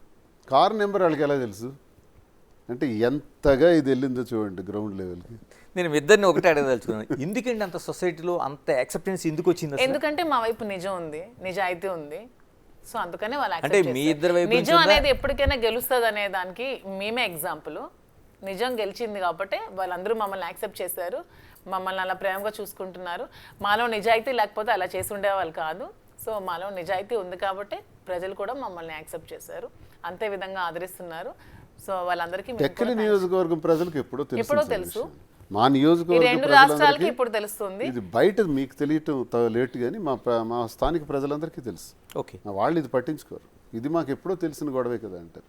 అండ్ ఆంధ్రయే కాదు, తెలంగాణ నుంచి అయితే ఇంకా ఆదరిస్తున్నారు. తెలంగాణ ప్రజలు అయితే అసలు ఎంత మంది నాకు ఇటువైపు ఎక్కువ. కాల్స్ చేసి మాట్లాడి నన్ను కలుస్తున్నారంటే హైదరాబాద్ నుంచి. అంటే ఇంటర్నల్ గా అందరూ ఇలాగే సఫర్ అవుతున్నారేమో. మేబీ అయి ఉండొచ్చు. నాకైతే చాలా హ్యాపీగా ఉంది. లేదు, నాకు అది ఇంతమంది కనపడుతుంది. అభిమానాలను పొందినందుకు. చాలా మంది కాసిరెడ్డి గారు ఇంతమంది నుంచి నాకు యాక్సెప్టెన్స్ చాలా మంది అన్నారు, బ్రదర్ మీరు బాగా క్లారిటీ ఇచ్చేసి సెట్ అయిపోయారు, మరి మా పరిస్థితి ఏంటి అని అంటున్నారు. అంటే అలా కాదు బ్రదర్, నా కష్టాలు నావి, మీరు అలా అనుకుంటే ఎలా అని నేను చాలామందితో సరదాగా మాట్లాడుకుంటుంటాను అనమాట. సార్ ఇది అందరి ఇళ్లలో ఉన్నవే సార్. చాలామంది భార్యాభర్తల మధ్య అవగాహన లేక ఇబ్బంది పడుతున్నటువంటి మగవాళ్ళు ఉన్నారు, భర్తలు వాళ్ళు ఇబ్బందులు పడుతున్న భార్యలు కూడా ఉన్నారు. ఇది అందరికీ సంబంధించినటువంటి విషయం. మేమేమి స్వర్గం నుంచి రాలేదు కదా, సమాజం నుంచే వచ్చాం కదా. సమాజంలో అందరూ అనుభవిస్తున్న సమస్యలే మావి మేము బయటికి చెప్పాం, అందరూ చెప్పట్లేకపోతున్నారు, అంతే తేడా. ఏం చెప్తారు మీరు ఇప్పుడు? నిజంగానే మీ ఇద్దరిది చాలా మంది చెప్పుకోలేకపోతున్నారు, కొందరు ఇలాగ ధైర్యంగా వచ్చి బయట వాళ్ళు ఉంటారు. ఏం చెప్పదలుచుకుంటారు మీ ప్రాక్టికల్ ఎక్స్పీరియన్స్ నుంచి? సార్ నేనేంటంటే భార్యాభర్తలైన తర్వాత ఒక వివాహం చేసుకున్న తర్వాత ఎన్ని ఇబ్బందులు వచ్చినా ఆఖరి వరకు మనస్పర్ధలు లేకుండా, ఈగోస్ లేకుండా, ఈర్ష్య అసూయ ద్వేషాలు లేకుండా కలిసి ఉండడం ధర్మం సార్. అది మన ధర్మం, అది మన సిద్ధాంతం చెప్తుంది. ఇలా జరగకూడదు ఎవరికి కూడా. ఇది కరెక్ట్ అని నేను దీనికి సపోర్ట్గా ఎవరైనా నా దగ్గరికి ఇదే పరిస్థితుల్లో వస్తే మీరు కలిసి ఉండండి అని చెప్తా. పరిస్థితులు, ప్రభావాలు, దాన్ని ఎదుర్కొనే శక్తి కూడా ఉండాలి. చాలా కష్టంతో కూడుకున్నవి ఇవన్నీ.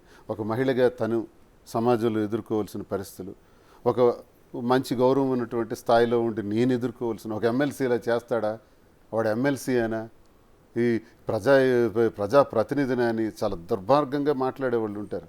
నా కష్టాలు నాకు తెలిస్తే వాళ్ళకేం తెలుస్తాయి? కాబట్టి ఇలా జరగకూడదని నేను అంటాను. కానీ మాకు తప్పని పరిస్థితుల్లో మేము చేసాం. అందరూ కూడా సంతోషంగా ఉండాలని కోరుకుంటాం. వివాహ జీవితం ఎలా అనుకుంటూ పోతే మరి వైవాహిక జీవితం ఎందుకు? సో ఇబ్బందులు ఉన్నాయి. భార్యాభర్తలు ఒక దగ్గర మాట్లాడుకోవాలి, 4 walls మధ్య మాట్లాడుకోవాలి, సెటిల్ చేసుకోవాలి. భార్యాభర్తల మధ్య ఈగోస్ ఉండకూడదు.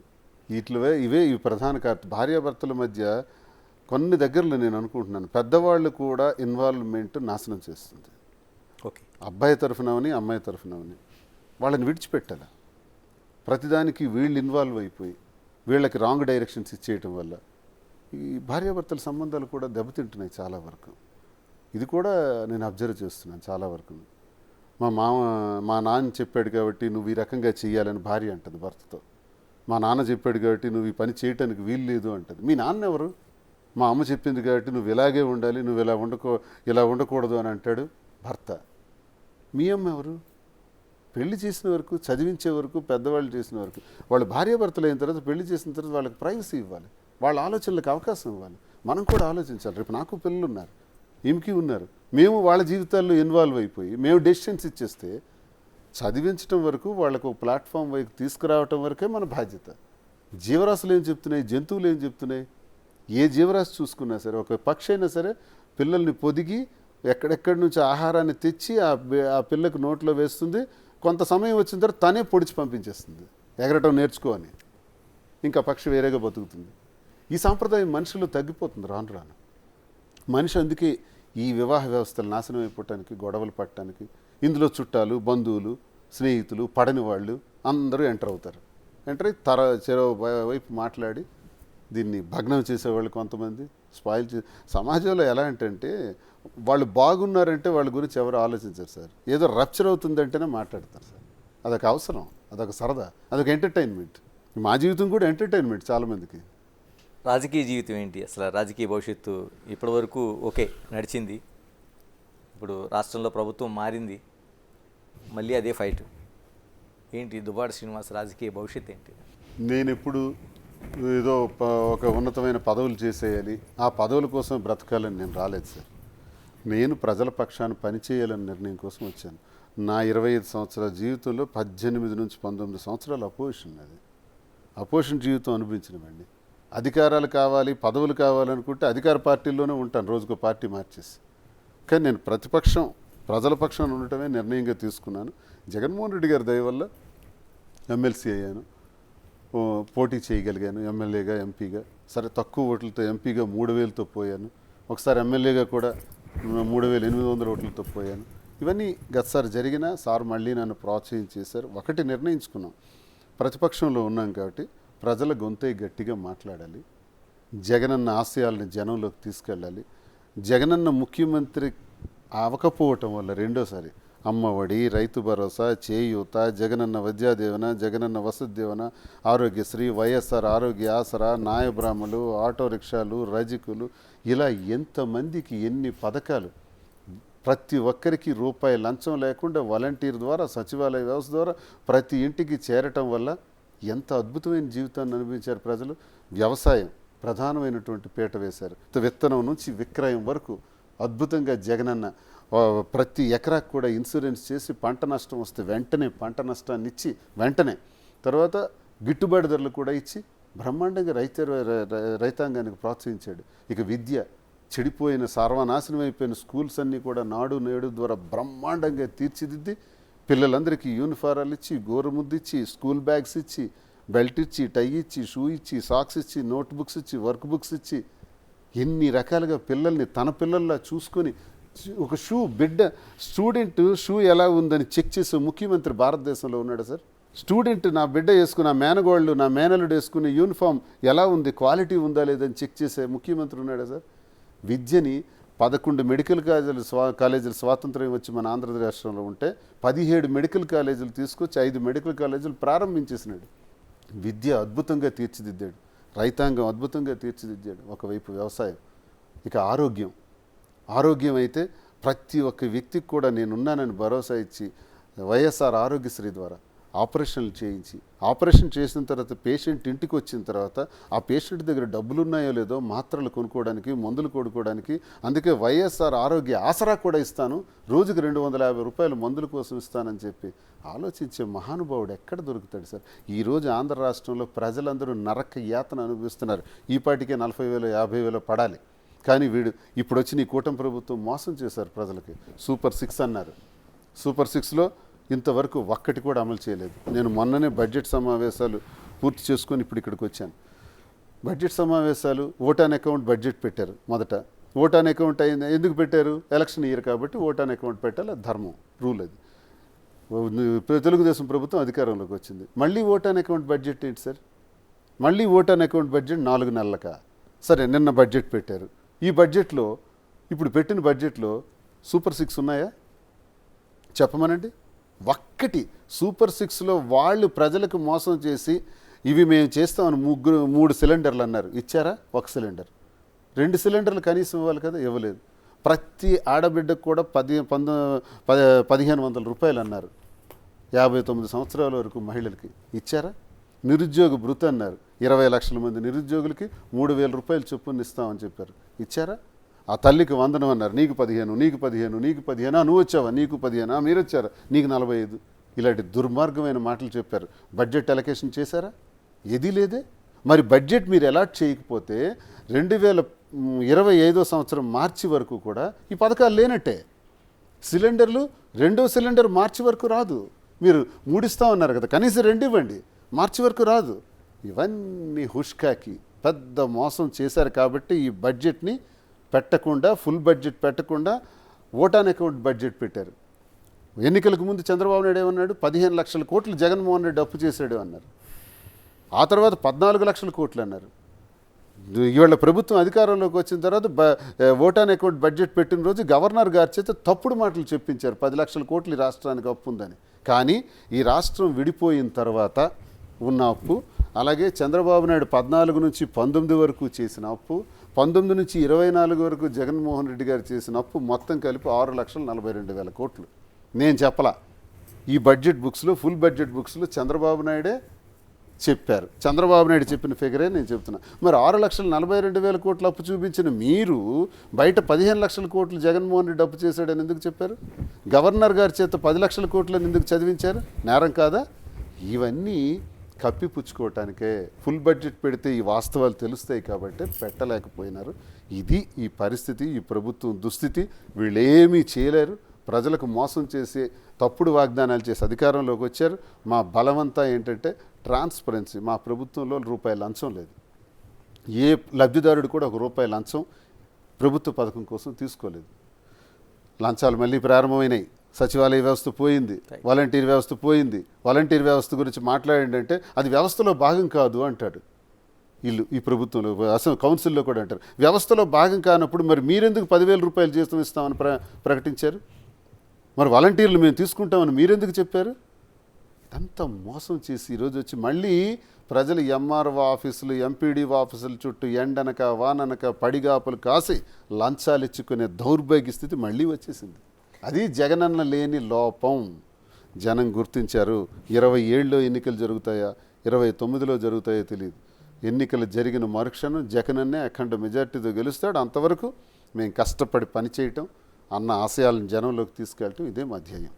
ఇలాగే పడగొట్టారు కదండి బ్రీత్లెస్ పొలిటికల్ స్పీచ్తోని, అవునా? కాదు, మీరు అబ్జర్వ్ చేస్తే నాన్ స్టాప్గా అంటే గతంలో జరిగిన పథకాల దగ్గర నుంచి, ఇక్కడ ఉండే వైఫల్యాల దగ్గర నుంచి, బడ్జెట్ దగ్గర నుంచి మొత్తం అన్ని సింగిల్ లైన్లో చెప్పేశారు. ఇలాగే పడిపోయారు. మీరు వచ్చింది దువ్వాడ శ్రీని గారితో ఈ ప్రయాణం జరుగుతుందనో, ఇంత విచ్ఛిన్నం జరుగుతుందనో, లేకపోతే ఇంత వీధిలో సోషల్ మీడియాతో టార్గెట్ అవుతారనో రాలేదు. పాలిటిక్స్ కోసం వచ్చారు. మీ పొలిటికల్ లైఫ్ ఏంటి? నేను కూడా అంతేనండి. ఇప్పుడు సార్ చెప్పినట్టు జగన్మోహన్ రెడ్డి గారి అభిమానంతోనే పాలిటిక్స్లో పనిచేద్దామని వచ్చాను. సో అదే అభిమానంతో ఇప్పుడు పనిచేస్తూనే ఉంటాను అంతే. ఇవి ట్రోల్స్ జరిగాయని, ఎవరో ఏదో అన్నారని వెనక్కి తీసుకునేది లేదు. ఏ ఉద్దేశంతో వచ్చానో ఆ ఉద్దేశంతోనే నా పని చేసుకుంటూ పోతాను. కంప్లీట్గా నన్ను నమ్ముకున్న ప్రజలు మా దగ్గరికి చాలామంది వస్తూ ఉంటారు. వాళ్ళకి సపోర్ట్గా ఉంటేనే ఫైట్ చేస్తూ మళ్ళీ మా ప్రభుత్వం ఖచ్చితంగా వస్తుంది అని మేము ఆశిస్తున్నాం అంతే. పోటీ చేస్తారా? పోటీ శ్రీనివాస్ గారు ఎప్పటికీ పోటీ చేయాలి. టెక్కల్లో శ్రీనివాస్ గారికి మేము సపోర్ట్ చేయాలి. పోటీ చేసే ఆలోచనలు అలాంటివి ఏమీ లేవు. వాణి ఒక్కరోజు అలా అనుకుని ఉంటే, శ్రీనే ఎమ్మెల్యే అవ్వాలని అనుకుంటే నేను గెలిచి ఉండేవాడిని.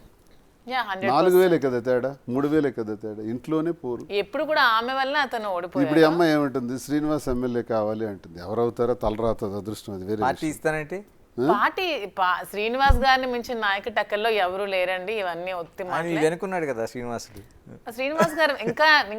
ఇంకా రాజకీయాల్లో ఇంకా జస్ట్ నేను ఏబిసిడీలు నేర్చుకుంటున్నాను.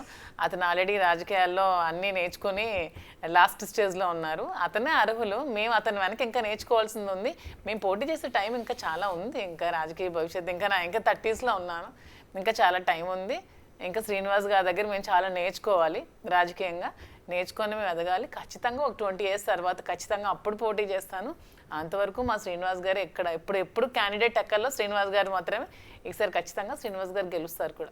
ఎలా అంటే మిగతా ప్రజల యాక్సెప్టెన్సీ కావచ్చు, లేకపోతే మీడియా యాక్సెప్టెన్సీ కావచ్చు, ఇవన్నీ సొసైటీ వదిలేండి. నియోజకవర్గంలో ప్రజలు కావచ్చు, రాజకీయ నాయకులు కావచ్చు, వీళ్ళ యాక్సెప్టెన్సీ ఎలా ఉండబోతుంది అనుకుంటున్నారు? ఇప్పుడు అచ్చెన్నాయుడు నా మీద పోటీ చేసే ముందు ఏమని చెప్పాడంటే 70,000కి తగ్గకుండా నాకు మెజారిటీ వస్తుంది, రాష్ట్రంలో హైయెస్ట్ మెజారిటీ నాదే కాబోతుంది అన్నాడు ఎన్నికలకు ముందు. ఇప్పుడు ఎంత వచ్చిందో తెలుసా సార్? మా జిల్లాలోనే 56,000, 45,000తో చాలా నియోజకవర్గాల్లో గెలిచాయి కూటమి ప్రభుత్వం నుంచి పోటీ చేసిన వాళ్ళు. బట్ టెక్కల్లో 33,000తో గెలిచాడు అచ్చెన్నాయుడు. నాకు 73,000 ఓట్లు వచ్చాయి. అంటే టెక్కల్లో మరి నిజంగా ఇంత వేవ్లో కూడా ఎందుకు అచ్చెన్నాయుడికి 70,000 దాటి రాలేదు? ఎన్నికలకు ముందు నువ్వు చెప్పిన 70,000 ఏమైంది? ఏం 30,000కి పడిపోయినావు? అంటే ప్రజలు ఎవరి పక్షాన ఉన్నారు? నిజమైన గెలుపు నాది. ఇంత వేవ్లో కూడా నువ్వు 30,000కి పడిపోయావంటే నువ్వు ఓడిపోయినట్టే. ఎవరెవరైతే ఈ రాష్ట్రంలో 20,000, 25,000, 30,000తో ఓడిపోయారో వాళ్ళందరిది టైట్ ఫైట్ సార్. ఎవరైతే 40,000, 45,000, 50,000తో గెలిచారో వాళ్ళందరూ రియల్గా గెలవాల్సిన వాళ్ళు. వేవ్ నడిచింది మొన్న. అండ్ వేవ్తో పాటు అండి అన్ని నియోజకవర్గాలు వేరు. టెక్కల్లో ఒకే పార్టీలో అంటే ఒక 3 డిఫరెంట్ యాంగిల్స్లో అతనికి దెబ్బతీయాలని చూసే వాళ్ళు చాలా ఎక్కువ మంది ఉన్నారండి. అందులో కూడా పైకి వచ్చే నాయకుడు ఎవరైనా ఉన్నారంటే దువ్వాడ శ్రీనివాస్ గారు మాత్రమే. అతని పార్టీలోనే ఉంటే దెబ్బ కొట్టాలని చూసిన వాళ్ళు చాలామంది ఉన్నారు. సేమ్ కమ్యూనిటీలో దెబ్బ కొట్టాలని చూసే వాళ్ళు చాలామంది ఉన్నారు. వెన్ కంపేర్ టు అచ్చెన్నాయుడుకి ఏంటంటే అక్కడ సపోర్ట్ వాళ్ళందరూ వాళ్ళ బ్రదర్స్ వాళ్ళు సపోర్ట్ చేస్తూ ఉన్నా ఇక్కడికి యాంటీగా చేసినా సరే నిలదొక్కుంటూ ముందుకు వస్తున్నారంటే అది ఒక్క దువ్వాడ శ్రీనివాస్ గారికి మాత్రమే సాధ్యం. అందుకే చెప్తున్నాం మేమంతా ఎప్పటికీ మా నియోజకవర్గ ప్రజలు కూడా అదే చెప్తారు, తెక్కలకి క్యాండిడేట్ సరైన వాళ్ళు ఎవరంటే అది దువ్వాడ శ్రీనివాస్ గారు మాత్రమే. ప్రజలకు ఎప్పుడు రుణపడి ఉన్నాను అంతే. ఇలా మరి ఇన్ని కేసులు పెడుతున్నారు కదా, కేసులు పెడుతున్నారు, రేపు పొద్దున వాటిలో ఏదైనా శిక్ష పడచ్చు, మరి ఇలాంటి పరిస్థితులు వస్తే కేసులు వాళ్ళు పెడతారండి, న్యాయస్థానాలు అంటూ ఉంటాయి కదండి, న్యాయం చెప్పేవి న్యాయస్థానాలు ఉంటాయి, న్యాయస్థానాల మీద మాకు గౌరవం ఉంది. కేసులు ఏముంది, ఏ పార్టీలో వాళ్ళు ఉంటే ఏవో తప్పుడు కేసులు బనాయిస్తున్నారు. ఇప్పుడు శ్రీనివాస్ గారి మీద మొన్న కేసులు పెట్టారు, అప్పుడు ఎందుకు శ్రీనివాస్ గారు మాట్లాడాల్సి వచ్చింది? పవన్ కళ్యాణ్ గారు చెప్పు చూపిస్తే కదా శ్రీనివాస్ గారు రియాక్ట్ అయ్యి మాట్లాడారు, శ్రీనివాస్ గారు ఊరికే మాట్లాడలేదు కదా. సో మరి అది తీసుకొచ్చి మీరు ఇప్పుడు 2 years బ్యాక్ తర్వాత మీరు పెడుతున్నారా కేసులు? మరి మీరు మాట్లాడే వాటికి మరి ఎందుకు కేసులు పెట్టట్లేదని మేము అడుగుతున్నాం. కాదు, మీరు సచివలాగా ఎంటర్ అయినట్టున్నారు కదా. అదే అంటున్నాను, మా కోసమనే కదా, మా వైసీపీ కార్యకర్తల తరపున నేను అడుగుతున్నానండి. ఇప్పుడు మీరు మీ మీద సోషల్ మీడియాలో ట్రోల్ చేశారని చెప్పి మిమ్మల్ని మీరు రక్షించుకోవడానికి అని చెప్పి మీరు కేసులు పెడుతున్నారు. మరి మా వైసీపీ కార్యకర్తల మీద మీరు చాలా ట్రోల్స్ చేశారు, చాలా సోషల్ మీడియాలో మీరు వ్యక్తిగతంగా చాలా కించపరుస్తూ మాట్లాడారు. మరి వాటికి ఎవరండి కేసులు పడతారని అడుగుతున్నాం మేము. మీరు కేసులు పట్టడానికి రెడీ అయితే మా మీద మీరు వ్యక్తిత్వ హననం చేసిన వాళ్ళ మీద కూడా కేసులు పట్టండి, అప్పుడు సరిపోతుంది. అందుకే కక్షపూరితమైన రాజకీయాలు చేయకండి అని చెప్తాను. మీరు పెట్టిన దానికి కేసు నమోదు చేశారండి? ఇంతవరకు ఏం నమోదు చేయలేదే అడుగుతున్నాను. మరి ఇంత అమ్మాయిగా ఆడపిల్లగా ఎంత వేదన అనుభవిస్తూ మీకు ఎవిడెన్సెస్ తో సహా ఇచ్చానే, నన్ను ఎంత ఏడిపిస్తున్నారు, నాకు ఆత్మహత్య ప్రేరేపించే విధంగా ఉన్నాయి. ఇప్పుడు చచ్చిపోతే ఎవరండి రెస్పాన్సిబిలిటీ? అంతా నన్ను ప్రేరేపించే విధంగా ఉన్నాయా? మరి మీరు ఎందుకు యాక్షన్ తీసుకోవట్లేదు? ఎప్పుడో 2 సంవత్సరాల క్రితం అంట పవన్ కళ్యాణ్ మీద దువ్వాడ శ్రీనివాస్ గారు మాట్లాడారని ఎంత కేసు పెట్టి అరెస్ట్లు అవి అని చెప్పారు. మరి ఇప్పుడే కదా రీసెంట్గా నా మీద ఇంటి మాట్లాడుతున్నారు, నేను ఎవిడెన్స్ సహా ఇచ్చాను, మరి ఎందుకు మాట్లాడట్లేదు? నేననే కాదు, చాలా మంది ఇదే ఫేస్ చేస్తున్నారు మా వైసీపీ కార్యకర్తలు.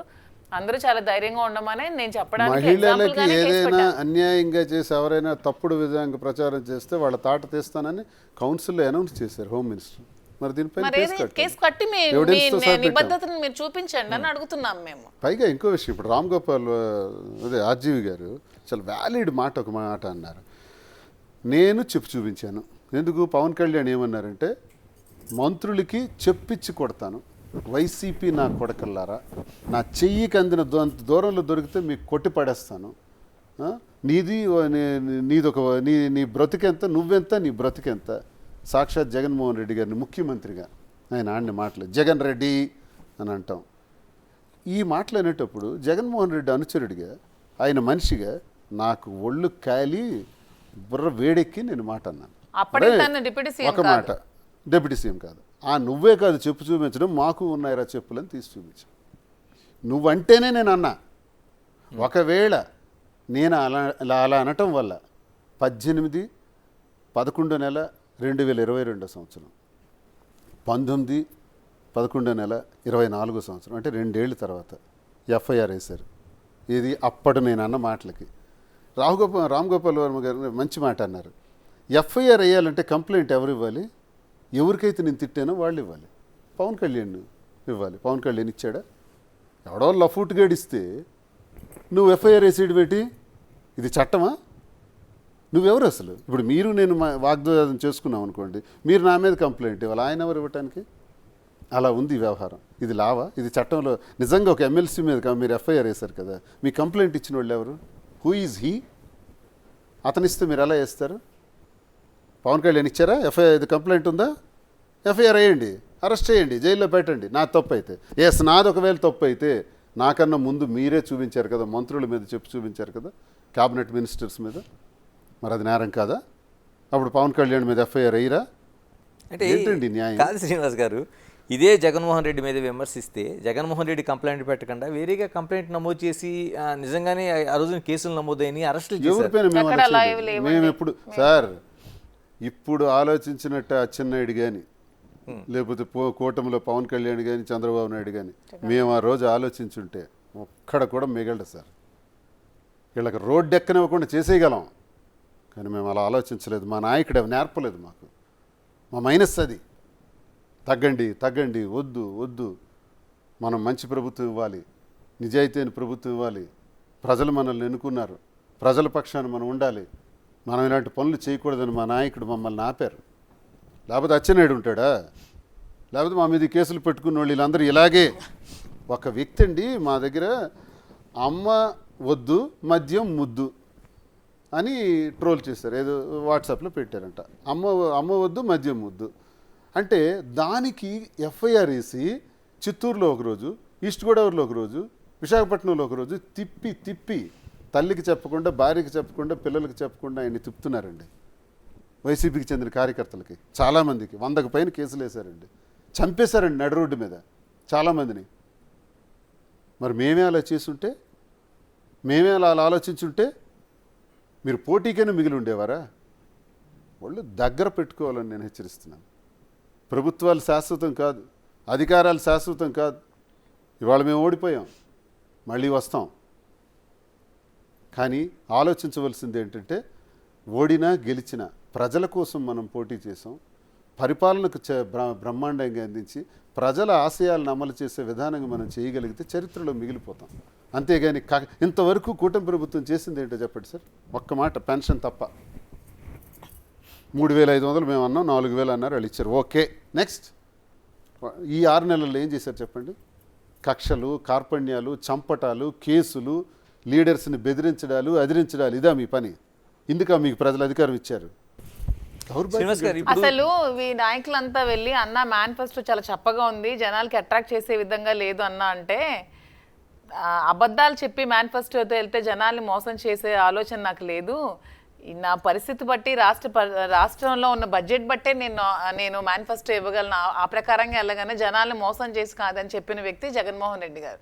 సో అబద్ధపు మేనిఫెస్టోతో వచ్చి జనాల్ని మోసం చేస్తున్నారు కూటమి ప్రభుత్వం. ఇప్పుడు అబద్ధాలు చెప్పి 14 సంవత్సరాల ముఖ్యమంత్రి, 40 సంవత్సరాల ఇండస్ట్రీ, అసెంబ్లీలో ఒక స్క్రీన్ మీద ఒకటి వేసి చూస్తే భయం వేస్తుంది. అప్పుడే చూస్తే భయం వేస్తుంది.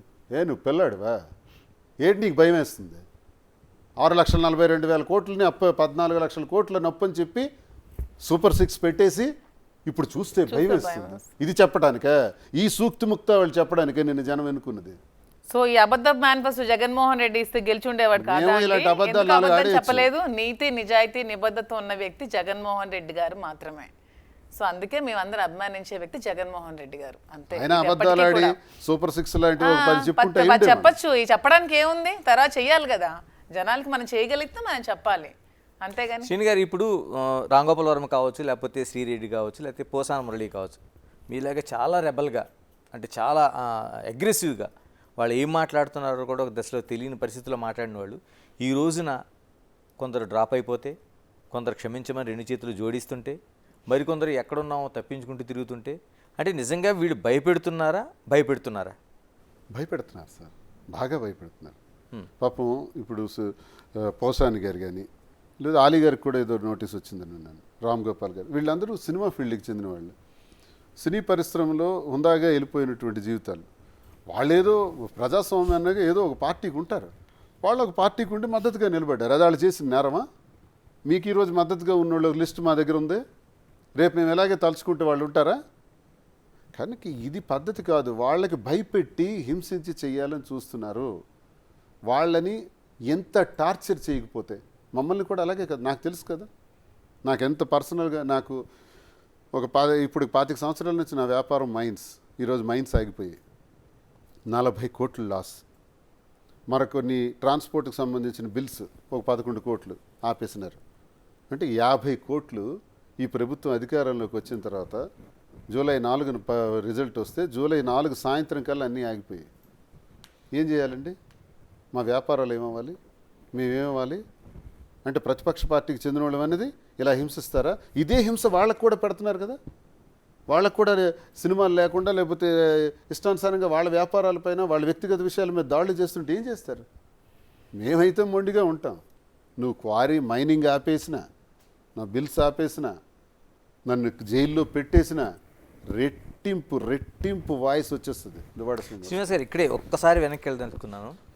అంటే సేమ్ వాణి గారు ఒక్క నయా పైసా కూడా లేని శ్రీనివాసు ఈ రోజున మా డబ్బుల వల్ల ఇలా ఉన్నారని చెప్తున్నారు, మీరేమో కోట్ల రూపాయలు నష్టపోయి అంటున్నారు. ఏంటి శ్రీనివాస్ బ్యాక్గ్రౌండ్ ఏంటి? అసలు నిజంగా అంత నయా పైసా లేకుండా ఆ జీవితం స్టార్ట్ అయ్యిందా? ఒక్కసారి. నా భర్తకి ఏమీ లేదు, లుంగి షర్ట్తో వచ్చాడు. నా అల్లుడికి ఏమీ లేదు, వాడు ఒక పూర్ ఫ్యామిలీకి చెందినోడని మామ. ఇలా నా భర్త ఇలాంటి లుంగి షర్ట్ గాడని భార్య అని బయట బహిరంగంగా అన్నారంటే లోపల ప్రతిరోజు ఎంత హింసాత్మకమైన మాటలు నన్ను మాట్లాడుంటారన్నది మీకే అర్థం కావాలి. ఒకటి, ఎన్ని అవమానాలు పడ్డానన్నది. రెండు, నేను కోటీశ్వరుని అని చెప్పట్లా. నేను మా father railway section engineer, okay, ఒక గ్రూప్ 1 ఆఫీసర్. ఆయనకి 4 అబ్బాయిలు, ఒక అబ్బాయి చనిపోయాడు, 3 బ్రదర్స్ మేము, శ్రీనివాస్, శ్రీకాంత్, శ్రీధర్. చిన్నప్పటి నుంచి మాకు తిండికి కానీ బట్టలకు కానీ బ్రతకడానికి కానీ లోటు లేదు. ఒక 2 వీలర్, ఒక కారు వాడుకొని హాయిగా బ్రతికే స్థాయి మాకు నేర్పించాడు తప్ప మేమేమి అడుక్కుతున్న వ్యాపారం నుంచి రాలేదు. 94లో నాకు వివాహం అయింది. 91కే నేను పీజీ పూర్తి చేసి 3 మండలాల్లో 3 ప్రైవేట్ జూనియర్ కాలేజెస్ నా దగ్గర ఉండేవి. ఒక దగ్గర ట్యూటోరియల్స్ ఉండేది. నాది ఎంఏ ఇంగ్లీష్ లిటరేచర్, లా, ఇంగ్లీష్ గ్రామర్ చెప్పేవాడిని, ఇంగ్లీష్ చెప్పేవాడిని. నేను పెడుతూ నా సొంతంగా కాలేజీలు పెట్టాను. 650 మంది విద్యార్థులు. అది ఎప్పుడు 91, 92, 93. నా మ్యారేజ్ 94. లుంగి షర్ట్ ఎలా ఉంటుంది సార్ 650 మంది విద్యార్థులు ఉండే వ్యక్తికి? ఓకే, అది అయిపోయింది. పెళ్ళయింది. పెళ్ళయిన తర్వాత మైనింగ్స్లోకి ఎంటర్ అయ్యాను. కొన్నాళ్ళు కాలేజీలు నడిపించాను 99 వరకు. 2000లో మైన్స్లోకి ఎంటర్ అయ్యాను. ఎంటర్ అయిన తర్వాత వచ్చిందే తడుగు మొదటి మైనే నాకు వరల్డ్ క్లాస్ మైన్ దొరికింది ఒడిశాలో. ఆ మైన్ 10 ఇయర్స్ నడిపించాను. ఇప్పుడు కూడా బ్లూ మైన్స్, బ్లూ గ్రానైట్స్ నడిపిస్తున్నాను. ఇవన్నీ వ్యాపారాల్లో నేను సాధించినటువంటి ప్రగతి సార్. నా వల్లే వాణి వల్లే నాకు ఇవన్నీ వచ్చాయి, ఈ రాజకీయ హోదా కూడా వచ్చింది, ఈ బట్టలు కూడా వచ్చాయి అని తను అంటుంటుంది. మరి వాణి వల్లే వస్తే మా ఇంట్లో 25 మంది ఉన్నారు నాలాంటి వాళ్ళే. వాళ్ళ అన్నదమ్ముల పిల్లలు, వాళ్ళ ఇంట్లో అక్క చెల్లెళ్ళు, ఈవెన్ రాఘవరావే, ఆయన ఎమ్మెల్యేవా ఎంపీవా మాజీ కృష్ణకుమారి అని ప్రతిసారి ఆవిడ ఇచ్చేస్తుంటారు స్టేట్మెంట్లు. ఒకసారి తెలుసుకో అమ్మ చరిత్ర. ఆయన ఎక్స్ ఎంపీపీ, ఎంపీపీలుగా ఇంతమందిని నేను చేశాను నా చేతులతో. ఎమ్మెల్యే కాదు, ఎంపీ కాదు, మంత్రి కాదు. నేను ఈరోజు ఎమ్మెల్సీ వరకైనా వచ్చాను. నా వ్యక్తిగతంగా 25 సంవత్సరాలు కష్టపడి వచ్చాను. నా కోసం ఇన్లాస్ ఉన్నారు, ఆయనకు అల్లుళ్ళు ఉన్నారు, ఆయనకి ఇంకా కూతుర్లు ఉన్నారు, అన్నదమ్ముల కొడుకులు పిల్లలు ఉన్నారు. వీళ్ళందరూ ఎందుకు కాలేకపోయారు? నేనే ఎందుకు అయిపోయాను సార్? ఒకడు ఇచ్చేస్తే రాదు సార్ రాజకీయం, ఆస్తులు, వారసత్వాలు. బెండు తెగిపోద్ది. కష్టమే మనకి ఇక్కడికి తెస్తుంది. రజనీకాంత్ ఒక సినిమాలో అంటాడు, ఊరికే ఏది రాదు, కష్టపడకుండా ఏది రాదు, వచ్చినా నిలబడదు అంటాడు ఆయన. It is fact. ఇతని కష్టంతో తిరిగి వాణి ఫాదర్ వాళ్ళ మిగతా సిస్టర్స్ కి, మిగతా కూతుర్లకి అందరికి పెళ్లిళ్ళు చేయడం, అందరికి లైఫ్ లీడ్ చేయడం, వాళ్ళ ఇల్లు గడపడం అన్ని ఇతని కష్టంతో ఇంకా గడిపారు. అది మా నియోజకవర్గం ప్రజలందరికీ తెలుసండి. ఏదో వాణి వచ్చేదో మాట్లాడేస్తే వాణి మాటగా వద్దాం సార్. నిజంగా నాకు ఇప్పుడు ఏవి లేవే అనుకోండి, లుంగి షర్ట్ గాడినే అనుకోండి, ఇలా అనొచ్చా? ఇలా భర్తను అవమానపరచొచ్చా? అంటే మధ్యతరగతి కుటుంబీకుడు మనిషి కాడా? మేము చచ్చిపోవాలా? Middle class, all middle class చచ్చిపోవాలండి? మాధురి గారు మీది అంటే నేను శ్రీనివాస్ గారి దగ్గర నుంచి కానీ వాళ్ళ దగ్గర నుంచి 5 పైసలు తీసుకోవాల్సిన అవసరం లేదు, నేను అంత ఆ పరిస్థితుల్లో లేను, నా దగ్గరే డబ్బులు ఉన్నాయని మీరు చాలా సందర్భాల్లో చెప్పారు. మీ బ్యాక్గ్రౌండ్ ఏంటి అసలు? ఏంటి నా డబ్బులు తీసుకోవాలి, వాళ్ళ ఆస్తులు వీళ్ళ ఆస్తులు సంబంధం లేదండి. మా ఫాదర్ రియల్ ఎస్టేట్.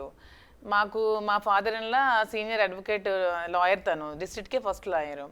మా హస్బెండ్ ఇప్పుడు తను మెరైన్ ఇంజనీర్, తను ఆస్ట్రేలియన్ షిప్పింగ్ కంపెనీలో మెరైన్ ఇంజనీర్. ముందు నుంచి ఫ్యామిలీస్ అన్ని వెల్ సెటిల్డ్. సో ఆస్తుల కోసం, అంతస్తుల కోసం ఆలోచించాల్సిన అవసరం మాకు లేదు. సో రాజకీయాలుగా మాకు ఇంట్రెస్ట్ ఉంది, జగన్మోహన్ రెడ్డి గారు అంటే అభిమానం కాబట్టి వాళ్ళు పిలవగానే రాజకీయాల్లోకి వెళ్ళడం జరిగింది. ఆ తర్వాత ఇవన్నీ సిచ్యువేషన్స్, మా పరిస్థితులు ఇలా మారి ఇలా మా ఇద్దరం కలిసి ఉండడం జరిగింది. సో ఇక్కడ ఆస్తుల గురించి, డబ్బుల కోసం మా ఇద్దరి మధ్యన ఎప్పుడూ ఆలోచన రాలేదు, ఎప్పటికీ రాదు కూడా. అతను ఎప్పుడు ఆ వాణికి మొత్తం అతను అంత ఆస్తి మొత్తం వాళ్ళకి ఇచ్చేసి కట్టుబట్టలతో రోడ్డు మీదకి వచ్చారు. ఇప్పుడు నా దగ్గర ఏం లేదు, అంతా తనకే రాస్తాను. మొత్తం నాతో ఉండవలసిన అవసరం తనకే ఉంది. తన ప్రాపర్టీస్ అన్ని వాణికి. ఇప్పుడున్న ఇల్లు కూడా లేదు, ఇప్పుడున్న ఇల్లు తన పేరుకి రాస్తాను అనుకోండి. మిగతా మరొక ఇల్లు ఉంది, ఒక 6 to 7 crores వ్యాలిడ్ ఇల్లు, ఒక 20 కోట్లు విలువైన ఫ్యాక్టరీ, అన్ని రాసిచ్చేసి కొంత ఫైనాన్స్ క్యాష్. ఇప్పుడు వచ్చారు కట్టుబట్టలతో, అప్పుడు కాదు, ఇప్పుడు వచ్చారు అతను కట్టుబట్టలతో. ఇప్పుడు ప్యాంటు షర్ట్ ఇప్పుడు వచ్చారు మాధురి దగ్గర. భవిష్యత్తులో ఇప్పుడు అందరు కదా అలాగా? లేదు సార్, నేనైతే నమ్ముతున్నాను మాకు అలాంటివి ఉండవు. చెప్తాను, మా ఇద్దరి మధ్యన అలాంటి ఆర్థిక లావాదేవీలు భవిష్యత్తులో ఎందుకు అనాలి? ఇప్పుడే లేవండి. ఇప్పుడు పదవి నాకు ఇప్పుడు ఈ పదవి ఉన్నా ఒకటే, లేకపోయినా ఒకటి అపోజిషన్, డబ్బులు లేవు. చూస్తే నాకు 58 years, ఆమెకి 34 years, జస్ట్ 35. ఇప్పుడు పుట్టినరోజు వస్తే 35లో 34 కంప్లీట్ అయ్యి 35 వస్తుంది. ఏంటి అవసరం ఉంటుంది నాతో ఉండవలసిన అవసరం? ఇక్కడ ఎథిక్స్ కాక, క్యారెక్టర్ కాక, మంచితనం కాక ఇంకే ఆలోచన ఉంటుంది చెప్పమనండి, విశ్లేషకులకు చెప్పమనండి, విమర్శకులకు చెప్పమనండి. ఆమెకి స్వార్థం ఉంది కాబట్టి నీ దగ్గరికి వచ్చింది, నీకు స్వార్థం ఉంది కాబట్టి నాలో స్వార్థం ఉండొచ్చేమో, ఎందుకంటే నాకు హెల్ప్ చేసే మనిషి నిన్న ఎవడో ఒక యూట్యూబర్ పెట్టాడు, దువార్స్ ఇద్వాస్ దగ్గర 1000 కోట్లు ఉన్నాయి, ఆ 1000 కోట్ల కోసమే మాధురి వచ్చింది, ఆ 1000 కోట్లు తీసుకున్నాక మాధురి మళ్ళీ వెళ్ళిపోతుంది, వాళ్ళకి ఇష్టం వచ్చింది వాళ్ళే 1000 రాసేసుకొని వాళ్ళే చేసేసుకొని ఏం మాట్లాడుతున్నారో కూడా అర్థం కాని స్థితిలో వాళ్ళు ఉన్నారు. నవ్వు వస్తుంది నాకు అవన్నీ చూసి. చివరిగా చెప్పండి ఇద్దరుని, చాలా వరకు పెద్దవాళ్ళు చెప్తున్నది marriages are made in heaven అంటారు. మీ లైఫ్లో చూస్తే చాలా పూర్తి భిన్నంగా ఉంటుంది. మీరు నమ్ముతున్నారా మీ ఇద్దరు? మరి ఇప్పుడు మమ్మల్ని కలిపింది అదే అనుకుంటున్నాను. This moment made in heaven అనుకుంటాను. మేము ఇద్దరు అదే అనుకుంటున్నాం. మేము కలవడం అన్నది నేను అనుకుంటాను, నా మీద ఎంత అభిమానం చూపించి నన్ను అనుక్షణం నాకు నా ఉదయం లేచే దగ్గర నుంచి మళ్ళీ నిద్రపోయే వరకు భోజనాల విషయంలో కానీ, బట్టల విషయంలో కానీ, టీ కాఫీల దగ్గర నుంచి కానీ ప్రతి విషయంలో ఎంత కేరింగ్ తీసుకుని చేస్తుంది ఈ అమ్మాయి. ఏంటి సంబంధం? ఏదైనా రుణానుబంధం ఉందా, లేదా పూర్వజన్మ రిలేషన్ ఏమైనా ఉందా? నాకు అర్థం కావట్లే. ఉందంటారు ఏదైనా పూర్వజన్మ రిలేషన్ అయితే? ఉంటుందండి, నాకు అనిపిస్తుంది మా ఇద్దరి మధ్యలో ఏదో రిలేషన్షిప్ ఉందని. పనుల మీద ఆధారపడే బ్రతుకున్నది. అండ్ ఆడవాళ్ళు కూడా ఎప్పుడు కూడా వాణి చేసిన తప్పు అంటే మీరు మొన్న ఇందాక అన్నారు ఎగ్జాంపుల్గా తీసుకోవచ్చు అంటే, వాణి చేసినట్టు ప్రపంచంలో నాకు తెలిసి ఏ లేడీ కూడా ఇలా చేయదు, ఏ హస్బెండ్ కూడా ఎవరు అలా చేయరు. తను అలా చేసింది నా లైఫ్ని, అతని లైఫ్ని రూయిన్ చేసింది. ఆడపిల్లలు స్పెషల్గా పుడతారు, భగవంతుడు పుట్టిస్తాడు. అది మగవాడు చేసే ప్రతి పని చేయడానికి కాదు, మగవాడు చేయలేని కొన్ని పనులు చేయడానికి ఆడదాన్ని దేవుడు సృష్టిస్తాడు. దానికంటూ ఒక విలువ ఉంటుంది, అది నిలబెట్టుకోవాలంటాను నేను. అంతే. తనతో పాటు ఫైట్ చేసి నీది నాకు కావాలి, నువ్వు వెళ్తుంటే నేను వెళ్ళాలి, నువ్వు ఎదుగుతుంటే నేను ఎదగాలి, నీ పదవి నాకు కావాలి, ఆశ నాకు కావాలి అనుకోకూడదు. స్పెషల్గా మేడ్ చేస్తాడు ఆడవాళ్ళు భగవంతుడు, నేను నమ్ముతాను. అంటే మీరు చేయలేని పనులు మేము చాలా చేయగలం, దానికోసమే భగవంతుడు సృష్టిస్తాడు. నేను ఒంటి చేత ఏమి హ్యాండ్లో ఏమి లేకుండా ఉన్నాను కదా, ఇదిగో నాకున్న ఆస్తి ఇది, నాకున్న డబ్బులు ఇది, ఏం చేయాలనుకుంటున్నావు నువ్వు చేసుకో అని నాకు చెప్పింది. ఇది సత్యం. ఆయన దగ్గర 1000 కోట్లు ఉన్నాయి, మీ దగ్గర? అదే అంటున్నా, అతను 1000 కోట్లు ఎలా వస్తాయండి అతనికి? అతను ఏమైనా మీ దగ్గర ఉన్నాయా అంటున్నాను. నా దగ్గర కూడా అంత ఏమీ లేదండి. 1000 కోట్లు 100 కోట్లు ఏం లేవు. బతకడానికి మాతో పాటు 10 మందిని బతికించడానికి సరిపడే ఉన్నాయి. మాకు పెద్ద పెద్ద ఆశలు లేవు అనమాట. ఇవి డబ్బులు కూడబెట్టేయాలి, 1000 కోట్లు సంపాదించాలి, దాచేసుకోవాలి ఆలోచన మాకు లేదు. బాధ్యతలు లేదు సార్. ఒక బంగ్లా, ఒక నా తిరగటానికి మంచి కార్లు, ప్రజాసేవ చేయడానికి ఖర్చుకి కావాల్సిన ధనం. రోజు ఒక 20-10 మంది వస్తారు, మాకు 5000 కావాలి, మాకు 2000 కావాలి, మేము ఫీజు కట్టలేకపోతున్నాం, ఆడపిల్ల పెళ్ళి ఉంది, ఇలా మా నెలకు ఒక 5-6 లక్షలు ఖర్చు ఉంటుంది. అలాంటి ఖర్చులు మా ఖర్చులు ఒక 5-6 లక్షలు ఉంటాయి. నెలకు 15 లక్షలు మాకు మా బండి నడవటానికి అవసరం ఉంటుంది. అంతకు మించి ఇంకేం కావాలి మాకు? పిల్లలకి 5గురికి చూడాల్సి ఉంది, వాళ్ళకి చేస్తాము, వాళ్ళకి తగిన ఏర్పాట్లు చేసుకుంటున్నాం. పిల్లలకి 5గురు పిల్లలకి కూడా బాగా. అదే అంటున్నాను, ఇప్పుడు దేవుడు ప్రత్యేకంగా సృష్టించిన 5 ఆడపిల్లలు ఉన్నారు మీకు, ఇద్దరు మీకు ముగ్గురు. అదే వాళ్ళ భవిష్యత్తు ఇది ఏం వాళ్ళని భూమి మీద తీసుకొచ్చిన బాధ్యత మేము తీసుకొచ్చాం కాబట్టి, మాదే బాధ్యత కాబట్టి వాళ్ళ చదువులు, వాళ్ళ పెళ్ళిళ్ళు అన్నీ ఖచ్చితంగా మేమే చూసుకోవాలి. పిల్లల్ని కనడం వరకే మన బాధ్యత. వాళ్ళ తలరాతలు మన కనలే, వారు ఏమవుతారో పెద్ద అయితే ఏం చేయగలరో మనం ఏం చెప్పలేం. కానీ వాళ్ళని పెంచడం వరకు, వాళ్ళు చదివించడం వరకు, వాళ్ళు పెళ్ళిళ్ళు చేయడం వరకు బాధ్యత ఖచ్చితంగా ప్రతి తల్లిదండ్రులకు ఉంటుంది. ఆ బాధ్యత మేము తీసుకుంటాం అంతే. దానికి మించి ఇంకేం చేస్తాం? పిల్లలకి వాళ్ళు చదివిస్తాం. ఈ నిర్ణయం వల్ల వాళ్ళ ఎఫెక్ట్ కాకూడదు. మీకు ఇంకా ఒక బాధ్యత ఉన్నట్టుంది. ఇంకొక పాప పెళ్లి ఉంది, శ్రీనివాస్ గారు. ఆమె పెళ్లి ఫస్ట్ ఆమె మ్యారేజ్ చేస్తాం. ఆమె మ్యారేజ్ కోసమే డబ్బులు ఫస్ట్ సంపాదించిస్తాం.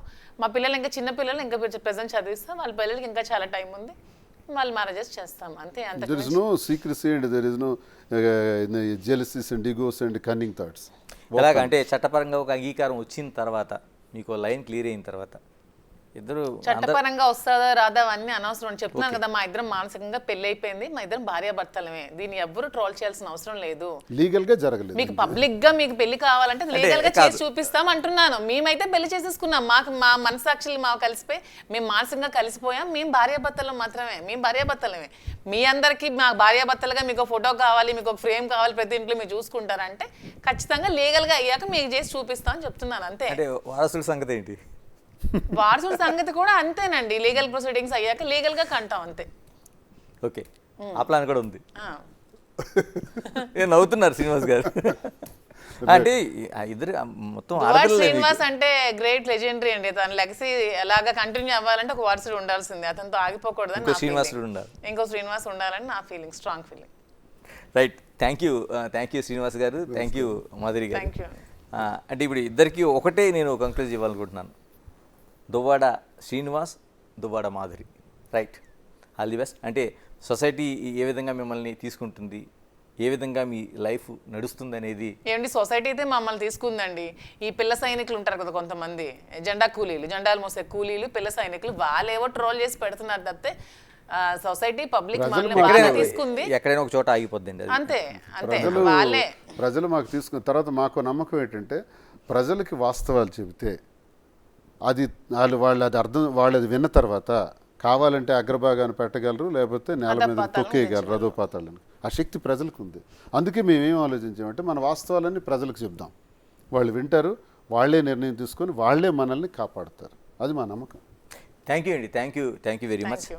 ఇది టోటల్గా ఒకే ఒక్క సింగిల్ వర్డ్తో దువ్వాడ శ్రీనివాస్, దువ్వాడ మాధురి ఇద్దరు కూడా ఇది చట్టం అంగీకరించినా అంగీకరించకపోయినా ఒక జర్నీ అని జరుగుతుంది. ఒకే ఒక మాటలో ఇది పూర్వజన్మ సుకృతంగా మేము భావిస్తున్నాం, లేకపోతే ఆ గత జన్మ బంధంగా భావిస్తున్నాం. కాబట్టి ఇది ఇంకొకరికి ఆదర్శంగా అవ్వాలని కోరుకోవటం లేదు. జరిగిన దాంట్లో మా జర్నీ ఇలాగే జరుగుతుంది. అది అటు కుటుంబ సభ్యులకు కానీ, మిగతా సొసైటీకి కానీ, లేకపోతే రాజకీయ జీవితానికి కానీ ఎలాంటి ఇబ్బంది లేకుండా మా ప్రయాణం సాగుతుందని స్పష్టం చేస్తున్నారు. Keep watching Big TV.